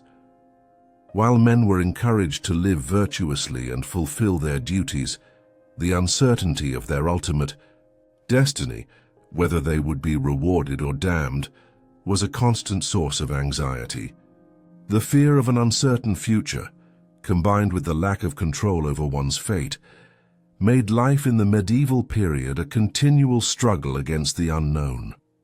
In conclusion, the fear of the unknown, was one of the defining aspects of life for medieval men.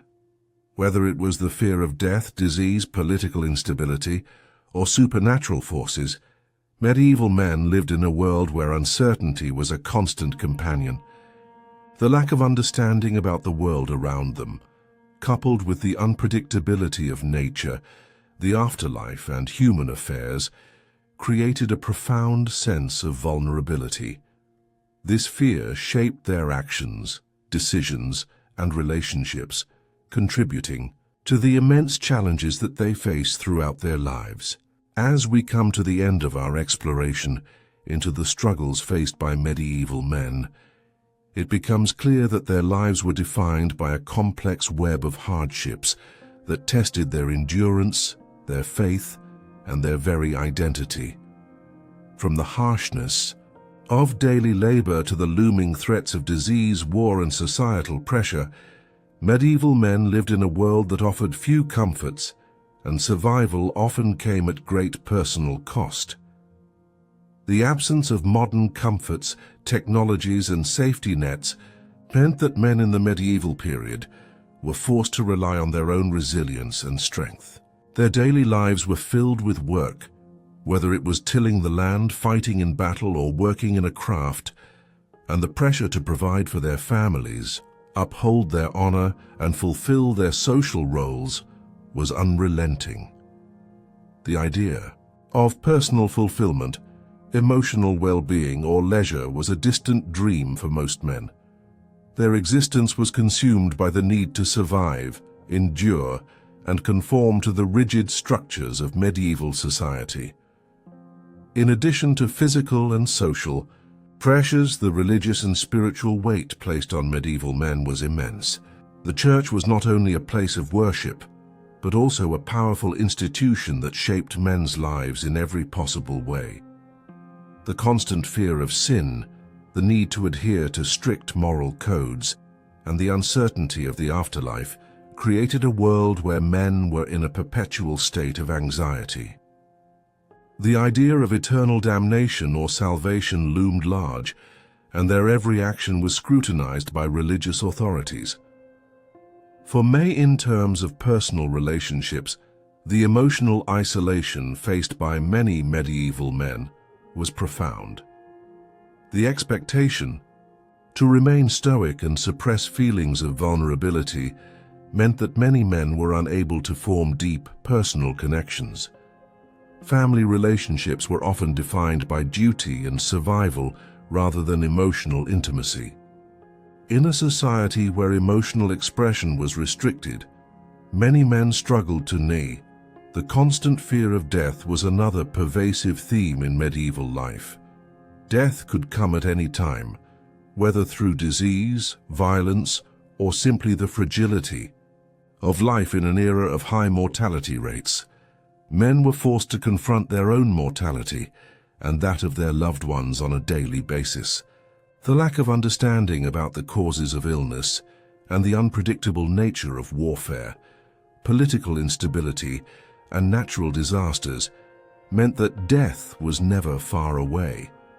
This constant awareness of life's fragility created a society in which men lived in fear not only of dying, but also of the unknown, whether it was the fate of their soul or the unpredictable twists of fortune that could shape their future. Despite these challenges, however, medieval men found ways to endure. The communal bonds of family and community provided a sense of support, even if it was limited. The resilience of medieval men in the face of overwhelming adversity is a testament to their strength and determination. While their lives were hard, filled with struggle, loss, and fear, they still found ways to fulfill their roles, protect their families, and uphold their honor. The enduring legacy of medieval men lies not only in their physical accomplishments, but also in their ability to persevere in a world that often seemed intent on breaking them. Ultimately, the lives of medieval men were shaped by a unique combination of external pressures, internal struggles, and existential fears. The medieval period was a time when survival required a constant battle, both against the harshness of the world and against the constraints placed upon them by society and religion. While the men of the Middle Ages may not have had the luxuries we take for granted today, their resilience, their faith, and their ability to endure in the face of adversity shaped the course of history and left a lasting legacy that still echoes in the present. In the end, being a man in the medieval period was not for the faint of heart. It was a life filled with hardship, uncertainty, and sacrifice, but it was also one of incredible perseverance, strength, and courage. The men of the Middle Ages faced challenges that most of us cannot even begin to imagine, and their ability to survive and thrive in such a difficult world is a testament to the enduring human spirit.